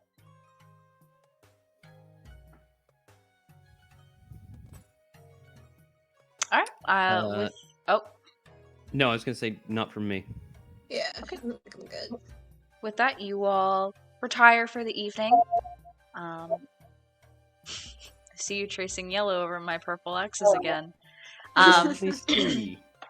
But after another good night's rest, once again in a building, beautiful. You guys gain the benefits of a long rest, gain all your abilities back, and you have the next day. This is the last day before the intel gets back, and it is tomorrow morning that you will be meeting with Lady Riju, as well as her captains, Boliara and Teak, back at the Royal Palace. So, with your last day of sort of downtime, would anybody like to go first with doing anything this morning? I just know it's almost 10 o'clock, so we might, because we have to get up at like 6 tomorrow. So we might. I feel like I'm being such a bummer. No, it's okay. I didn't realize. I thought we were gonna wrap session, to be honest, but. Oh really? Oh okay. I didn't even realize. I was like, oh, shoot. Okay, that's fine. I want to continue so bad, but there was something I wanted to end on, but it's okay. Wrap early, we can at like 9:30 or something. She said that at the beginning. Oh, really? I'm sorry. Well, Oh wait, I said that. Did I say that at 9:30? no, not. Jenna No, said that. Oh, okay. I was I about to said. say. I was just saying. like, Spreading oh. misinformation online right now, Matt. No, I said. Jenna said like, oh, we can wrap earlier, like 9:30 or 9:45 if we need to, and then we went right up until 10 o'clock, and we didn't finish everything Jenna wanted to. And I just found that funny. I mean, SPM, baby. I would continue going, but I don't want to like speed. Like I feel bad because I feel like I'm saying that now, and then we'd like speed through everything. Can I just do one more thing so we end on like a sort of cliffhangery note instead? Yeah, it's not super. Yeah, I just wanted to. Like give me like another like not even 5 minutes. Probably 5 minutes you're because good. I don't have a You're good good. judge of time.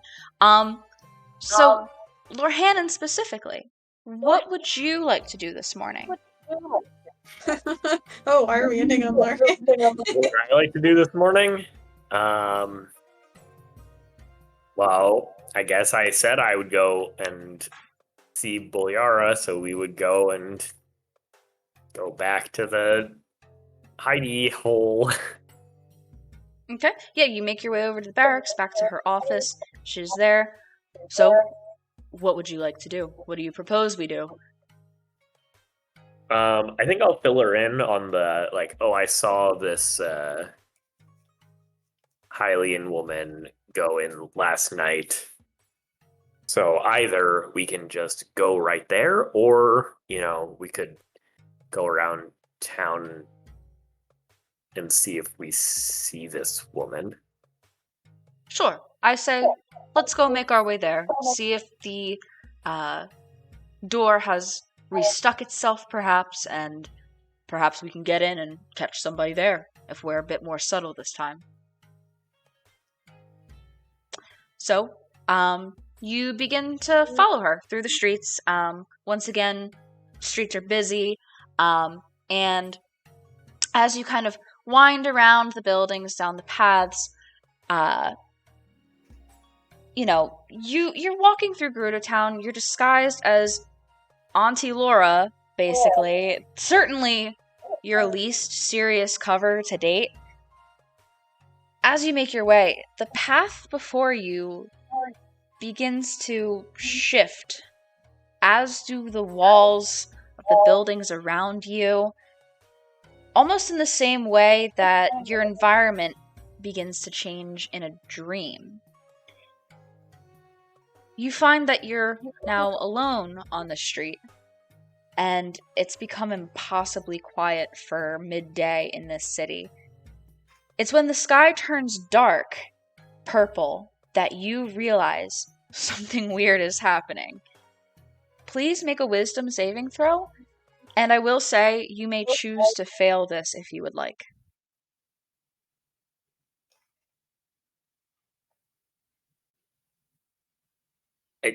Okay. Is Bolyara still here?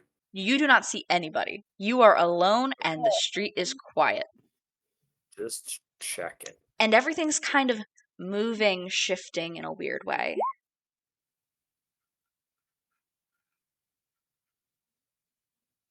What you got? Man, I definitely saved. It's a 24. Okay. And I will stick with that 24. One moment you're looking around, seeing this vision warp your reality.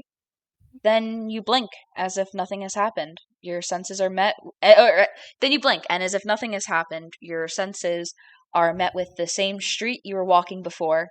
Sky is blue again with a few clouds, and everything returns to normal. All except for a faint echo you seem to hear sort of from within your own head. Another time, then. It says as it fades. Bolyara turns to you. You've stopped. Are you alright? And that is where we're going to end the session. What Oh the boy. Oh fuck? Oh no. Yay! Jenna! Ben! It's Ben's turn with the trauma. It's Ben's turn. Ben gets a turn with the trauma stick. No, I'm supposed to be immune. I told Sarah we are gonna be I going don't. like the fucking cliffs north of Gerudo Town. Like we're going into that Iga hideout area, and the fucking doom music is gonna start up, and it's just gonna be Yeah. rip and tear inside that fucking hideout. We are gonna be killing everyone in there. Let me pull it up.